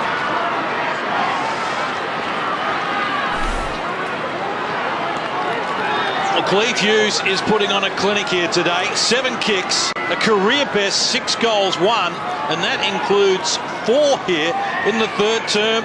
It's a 28-point lead for Richmond with 19 seconds left until three-quarter time.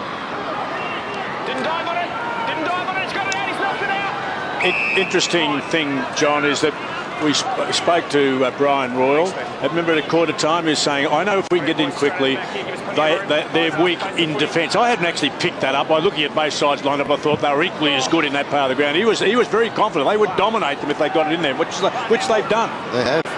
Delidio drives the Tigers forward again. They need a mark. Mitch Morton unable to take it. But they have turned it on here in term number 3 of the Tigers. They kicked the highest first quarter in the AFL this season, and now they've kicked their highest third quarter of 2008 as well. And with 1 quarter to play, it's the Tigers by 28 points.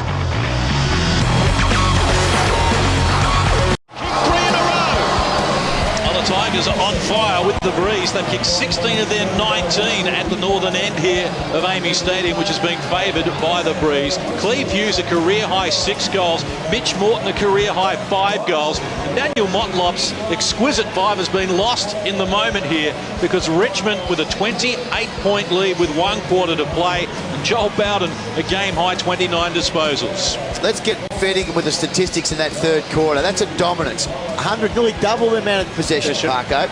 More contested possessions, nearly double the amount of uncontested possessions. Look at the mark tally. 14 inside 50s to 10. They are just dominating this game. The only area they're really not dominating is the centre breaks.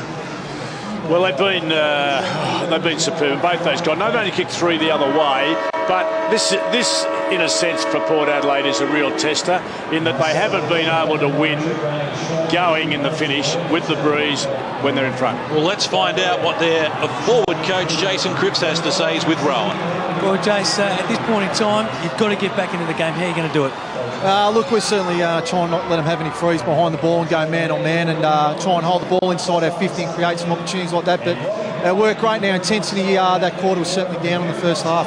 Was the instruction there at three-quarter time, just take the game on? You know, you're behind at the moment. You've got to win the game, obviously. You just take it on? Yeah, we said to them, no marks, just play on at all costs and get the ball in the likes of Sean, Burgoyne, Peter Burgoyne, Pearce, Roden, and just take some risks. We've got nothing to lose in that regard. So you're going to load up the forward line? We'll just keep it as is. Motlop down there, Treadray, Ebert, Gray, and see if we can hold in with some extra numbers. Thanks for your time, Jason. Smithy.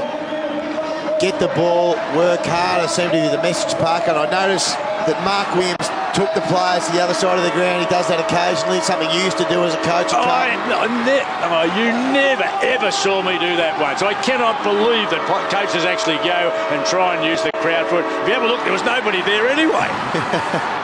Well, Port Adelaide need anything they can muster at the moment. Their chances of making the finals are hanging by a thread. They're going to have to create a club record to get up and win here as Brogan drives them forward to the attacking end, favoured by the breeze. Treadray had a lot of it but couldn't take the mark. Kelvin Moore putting his body on the line. Brown back there with McMahon now tambling. Brown kept running. Pushes it further up the ground to Chris Hyde, tracked by Roden, a former teammate. Back to Tambling. They've remained calm, the Tigers, and now they're in their attacking 50. Coming back, Roden. And they haven't dropped anybody back, Richmond. They look like they're going to try and attack and win the game rather than hold on and look. It's working for them. They shouldn't change it now. Boak, quick hands for Lower. Sold the dummy. Now has Kasisi lurking on the outside. Works inside the 50, split two defenders, tripped, gets back to his feet. Not his best kick, but it's going to be marked by Brett Ebert. Well, we can go all the way back to the other end of the ground for this. Dean Brogan, it's all right to talk, but he went back here. Exactly what was needed. Exactly what was needed to start this last quarter. That's the reason they've got the ball at the other end of the ground. That's why Brett Ebert's lining up from the goal square. Super effort. Missed the last 3 games with an ankle problem from point-blank range. Ebert gets his second.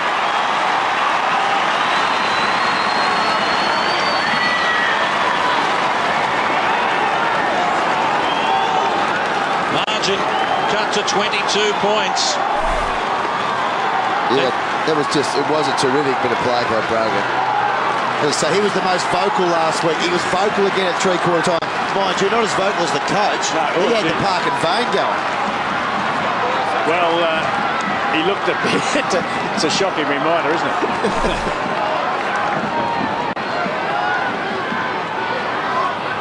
Ebert with his second goal. Motlop has 5. Treadray with a couple as well. We saw Port Adelaide kick the first 4 goals of term number 2 with the assistance of the Breeze. They got off to the start that they needed, but Richmond still by 22 points. Simmons up before acceptances. Brogan winning the tap and a free kick going to Roden. Disposal number 19 for him, and no one has more for Port Adelaide. Burgoyne wobbles it forward. Polak couldn't trap it. Simmons, Cassisi can with the left boot. High to the forward line. Good run from Robbie Gray. Needs to settle here. Needs to go back. Or he can work it up and just use Cassisi or Pearce. But if I was Robbie Gray, I think he's a good finisher. Yeah, he should go. No, he's very confident around the face. Look, this is a great start. And they've certainly responded to both the coach's words and the crowd behind them. You're a bit sceptical about that crowd action, aren't you? Yeah, well, going to be terrific for us as viewers, but for the Port Adelaide to actually find something in the last quarter. Goal kicker in the third term at the other end, Robbie Gray. That was never online, a minor score. They've started with a bit of intent, though, this last quarter. And Richmond have just kept their back 6. They haven't panicked at this stage. They haven't pushed anybody behind the ball, not a loose man anywhere.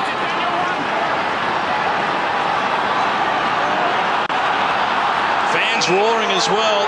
20,923 here, one of the smaller crowds at Amy Stadium, as Bowden drives Richmond up to the wing. Big pack of players. Fair piece of that, Troy Simmons then. He did, didn't he? And I think he's got one in that too, struggling a bit. 4 minutes played in the final quarter. We heard Jason Cripps talk about getting the ball into the hands of the likes of Burgoyne and these players. For a kick. Delidio trying to draw a whistle, couldn't do so. Foley beaten by the bounce. Sean Burgoyne about to be wrapped up by Oakley Nichols, swung to the ground holding the ball. Well, that's for the one they didn't give 2 seconds ago. Good run. Right. Matt White charges away into the pocket for Richardson. Come back to a tackle back by Oakley Nichols in the middle of the ground. Really important, Burgoyne. The tackle on Burgoyne was a beauty. It was a good one. Young Matt White carried the ball pretty well there. I think he's got some talent too. Hasn't been a prolific player today. Got some toe, yeah. Richardson plays on to improve the angle. Gun barrel straight. The Tigers look like winners. That was unbelievable. And yet behind what he just did there, Matthew Richardson, he ran around and then straightened up, if that makes any sense. Yeah, that's exactly what he did do. He took him on Sean Burgoyne. Good tackle by Oakley Nichols.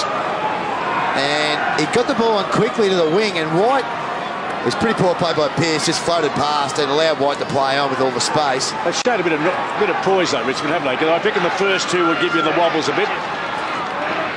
Good goal by Richard. Richardson, a multiple goal kicker in 10 of the 13 games this season. 14 disposals, 3 goals won. And the margin is 27 points. High. Richmond go forward once more.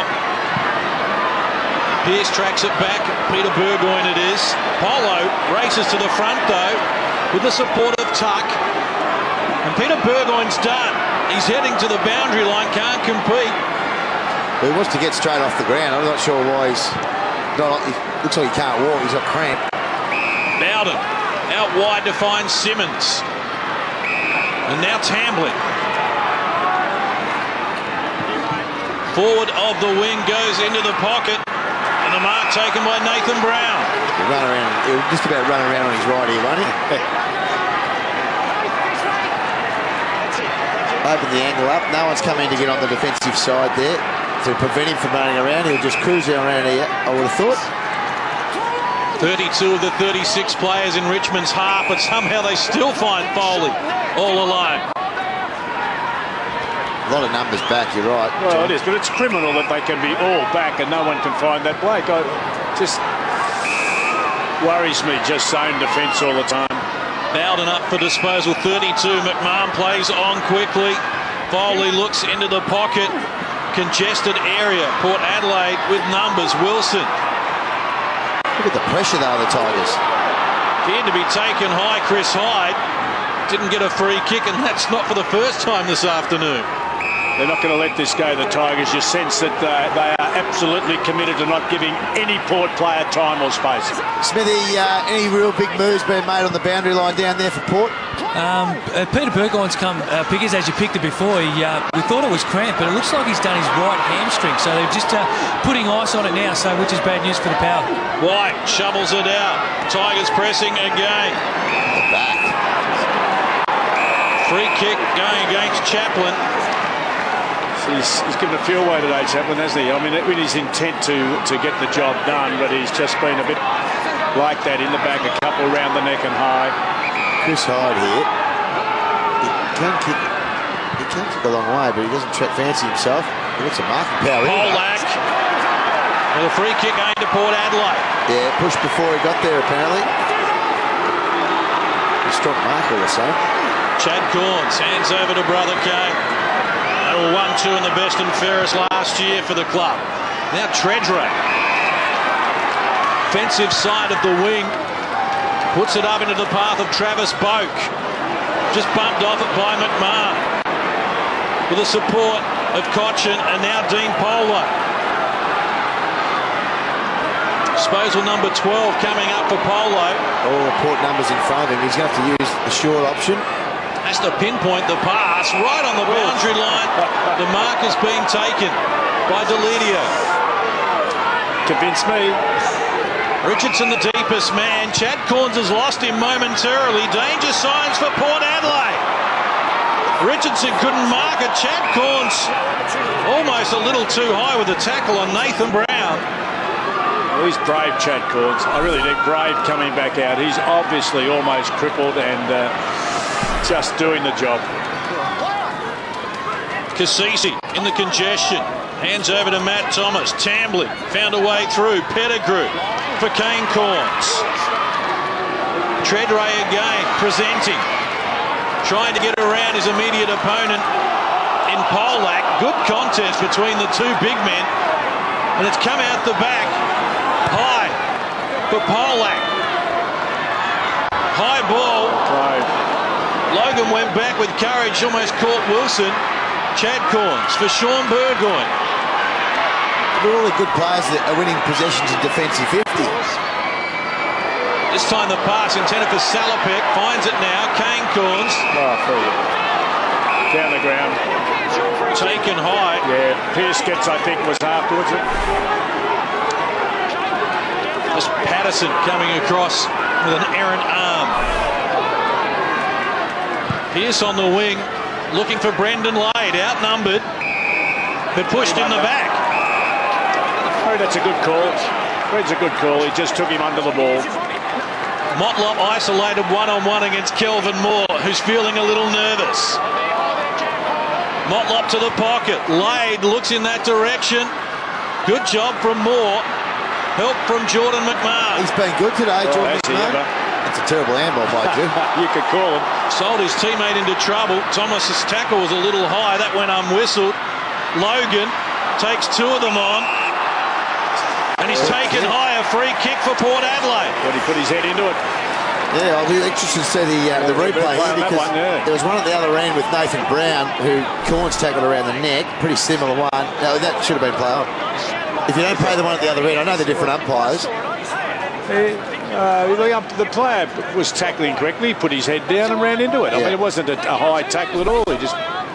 Gee, they need this goal, Port Adelaide. I mean, that's an understatement when you're 5 goals down in the last quarter, but they need to find some spark.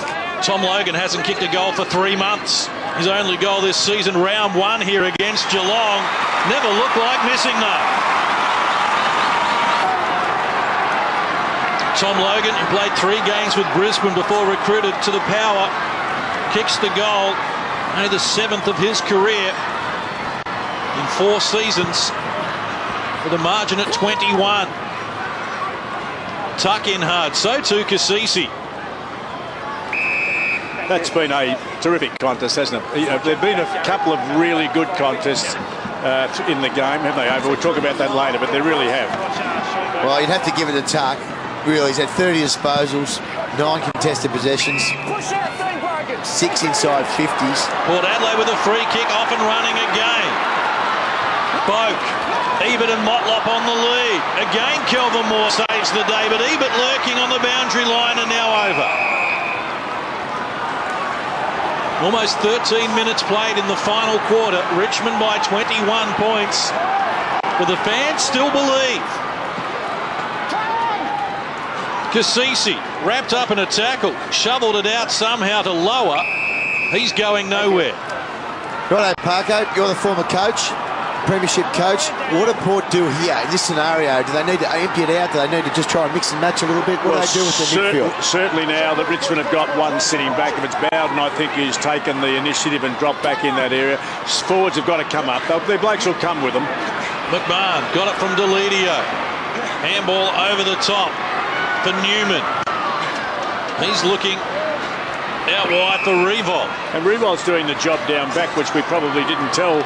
Listen, he's doing the job on the ruckman, on Lade. Yep. As a back pocket defender, or whatever you call it down there. Playing on the big tall, the third tall. Bowden has now taken his 19th mark. And he's doing it on his own here now. He'll be the go-to. He's so good with his feet. They've just got to make it happen here, Port. They've just got to get a bloke. Well, in the situation, like we can see what's going on here, Rewald's pushed up and he'll get on the end of this now. Oh, good. Polak with a good mark. Gee, he's been good. That's been a good contest, really, between the two of them as well. He's taken 12 marks. Bowden with 19 marks is the most by a player this season in the AFL. He's going to get, he's out on this side of the ground by himself. He'll get another mark in a second. And he's now got 20. We saw Brian Lake take 24 last year. You know how many of those are contested at the moment? 1. He's got 19 uncontested marks out of 20. But that's the way the game's... He's played very well, Joel Bowden. And it's a skill. People think it's not, but it's an absolute skill to be able to do that. Polak looking for distance. Here's Revolt against Brogan. Dancing around, centering the ball. Logan came strongly. Kasisi underneath it again. Almost gave up the handball to Patterson. Chad Corns in strongly. Camped on the ball. Shouldn't be. You're right, he was in stripe, but he didn't lie on the ground and drag it back in. He was knocked over the ball, which I'm glad the umpire interpreted that way.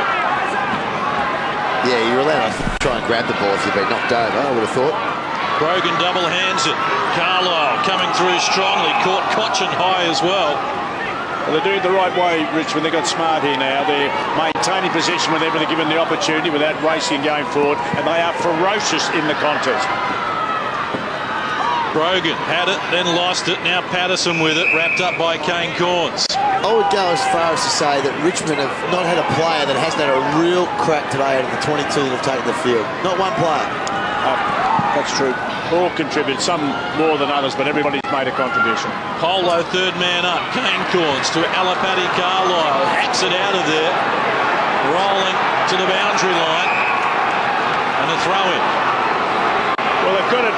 in one sense, they have brought their forwards up. I'm not sure whether that's because they're trying to make Richmond accountable, but now there is a third of the ground available if they can get a fast break. Pearce for Sean Burgoyne. One bounce on centre wing.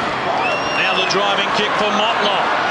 Going back, Joel Bowden diffuses the situation. He's been terrific, John. He's been terrific because he copped a good one. Young bloke Thomas. He's put him down with one of the best I've seen for a while, and he's come back, bounced back up and performing well. And his birthday today, turning 30. But this is the team who finished bottom of the ladder with a wooden spoon against one of last year's grand finalists. On the line to play between McGuan and Motlop, and he's given Motlop a free, I think, has he? No, it's against him, though, because Motlop responded. He should have let it go. Should have let it go. We saw this last week, Parko. We went down and watched them play Geelong. They got frustrated. They got undisciplined. We get you disappointed, but I mean that's just taking away any chance you've got of winning the game if you're continually giving free kicks off the ball. Gee, I'd love Newman's game today too. You were right. He's so efficient. He's hard, good overhead for his size, runs the line, and he's a left footer that pumps the ball beautifully. Simmons fresh onto the ground, charges up to take the mark at the defensive 50. Well, they're not going to give it up, Richmond, I think. I just think this means so much to them. But how many of the Port players at the moment are just trailing their opponents in? They're just trailing them in, letting them get on the end of the short kick. Because you can't win the game. You concede if you're not going to do this. They are conceding at the moment. Simmons awkwardly off a step. Mark taken by Chris Hyde. They still look a little nervous in the Tigers box. Well, he's got to be smart. He's got to think their way through this here. Well, they've manned up for the first time now. Oakley Nichols looks for Richardson.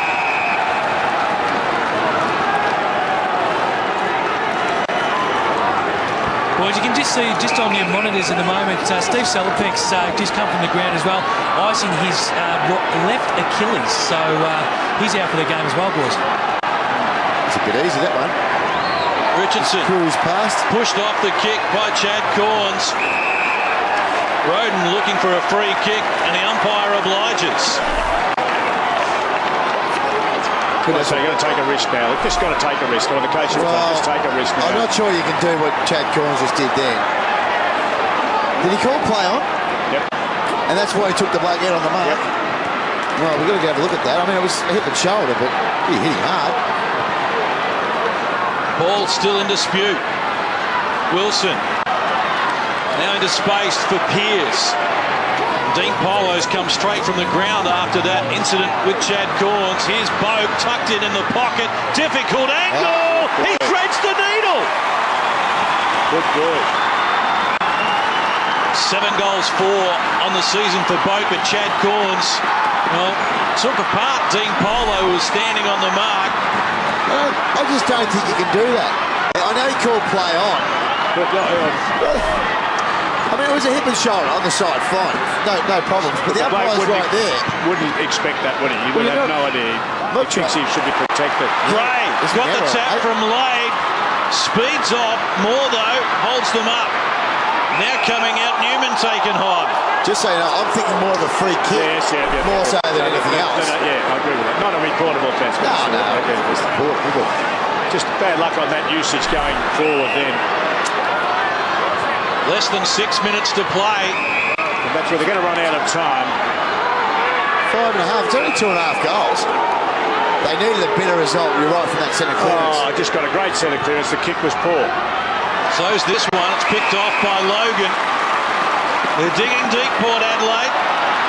Chaplin, one way, back the other. Logan has Carlisle in support.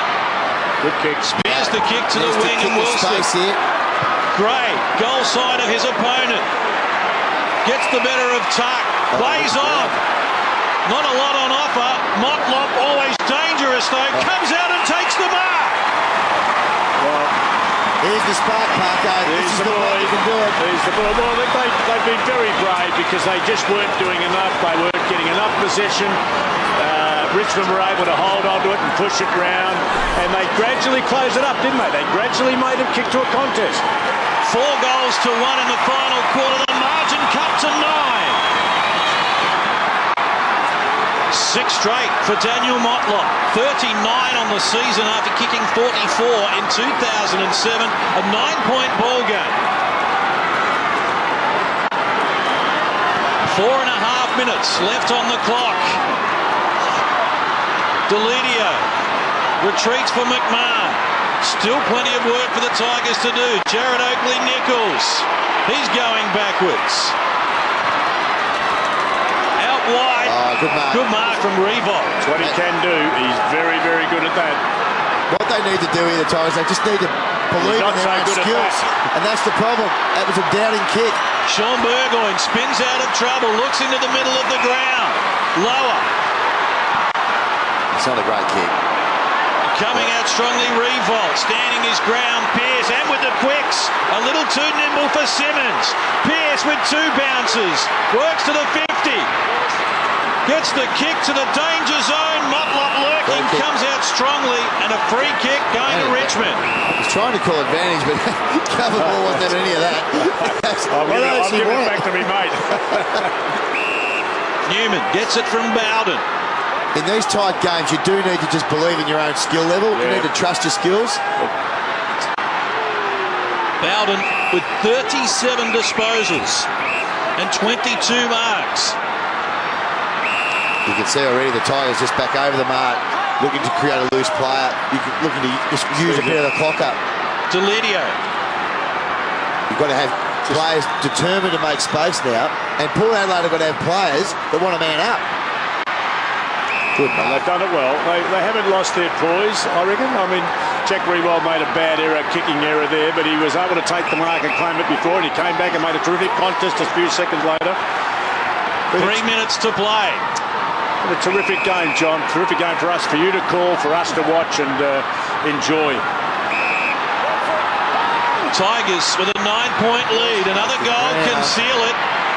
And they've got Nathan Brown. Good job from Pettigrew to scurry back. Now he pushes over Mitch Morton. Nathan Brown lurking against Bowe. Tight angle. Has missed the light. And that's the bloke I would have given it to if I'd been Brown.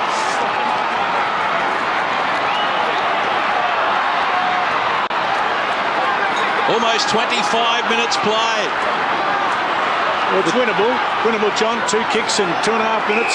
But it's not going to be this way though, Parko. Probably not. It's got to be. They've got to somehow get the corridor, and they've got to get some overlap run. They've got some run here from Chaplin. Here they go now. Motlop, the main danger man, wobbles toward him. Right there with him, Bowden. McMahon. Motlop wanted a free kick.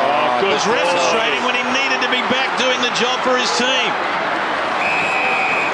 Super effort by McMahon. He's been one of their better players. Foley measures the pass. Morton takes the mark. Now they're pressing. Took the man off.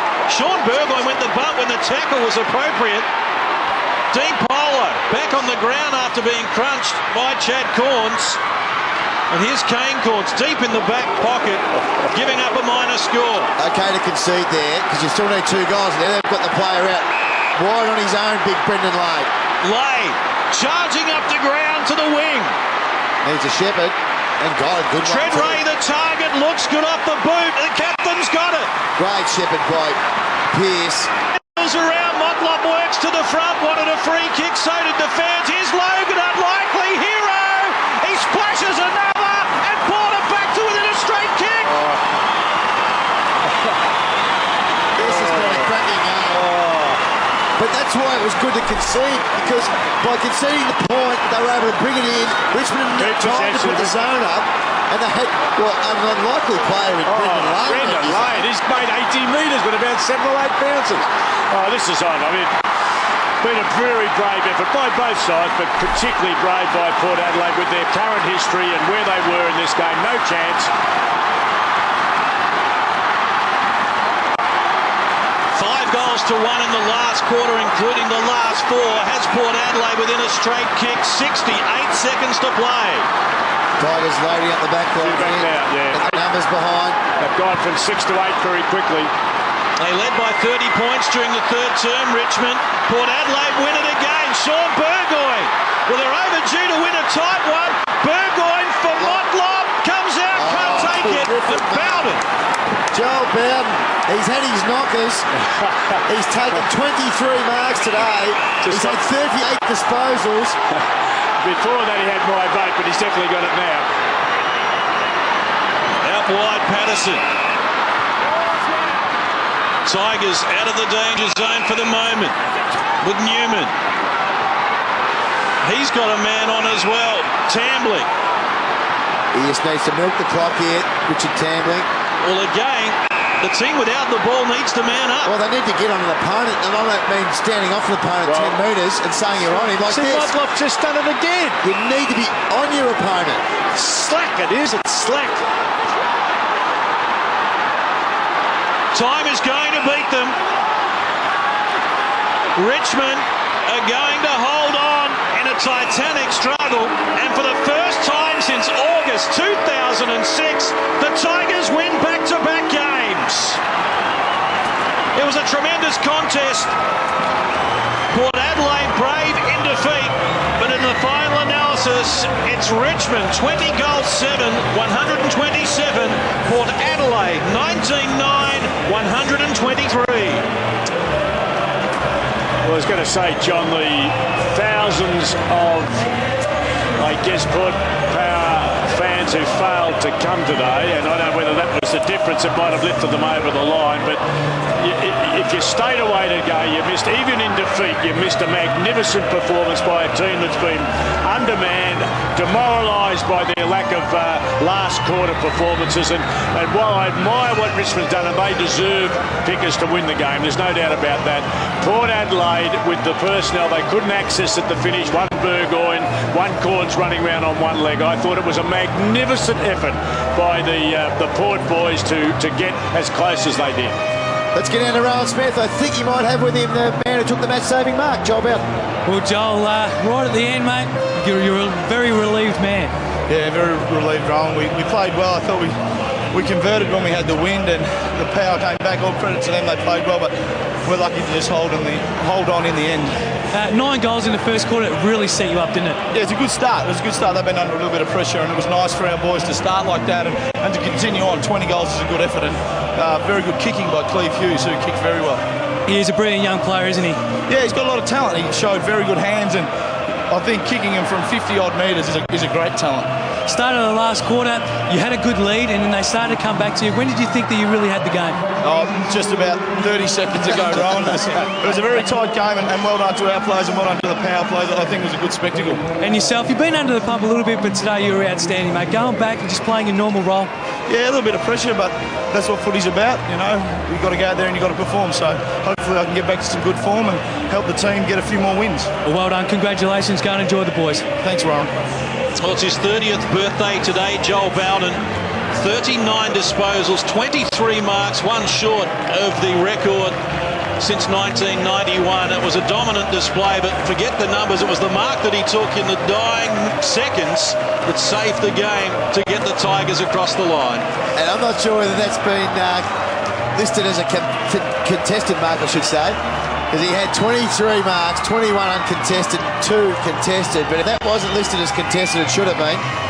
That was a brilliant mark. He played terrifically well today. He mentioned Cleve Hughes, he kicked 6. Mitch Morton kicked 5. So, gee, they were really good today, the Tigers. They deserve to win, Parker. Whilst I agree with you, Port Adelaide deserve a lot of credit for the way they finished the game off.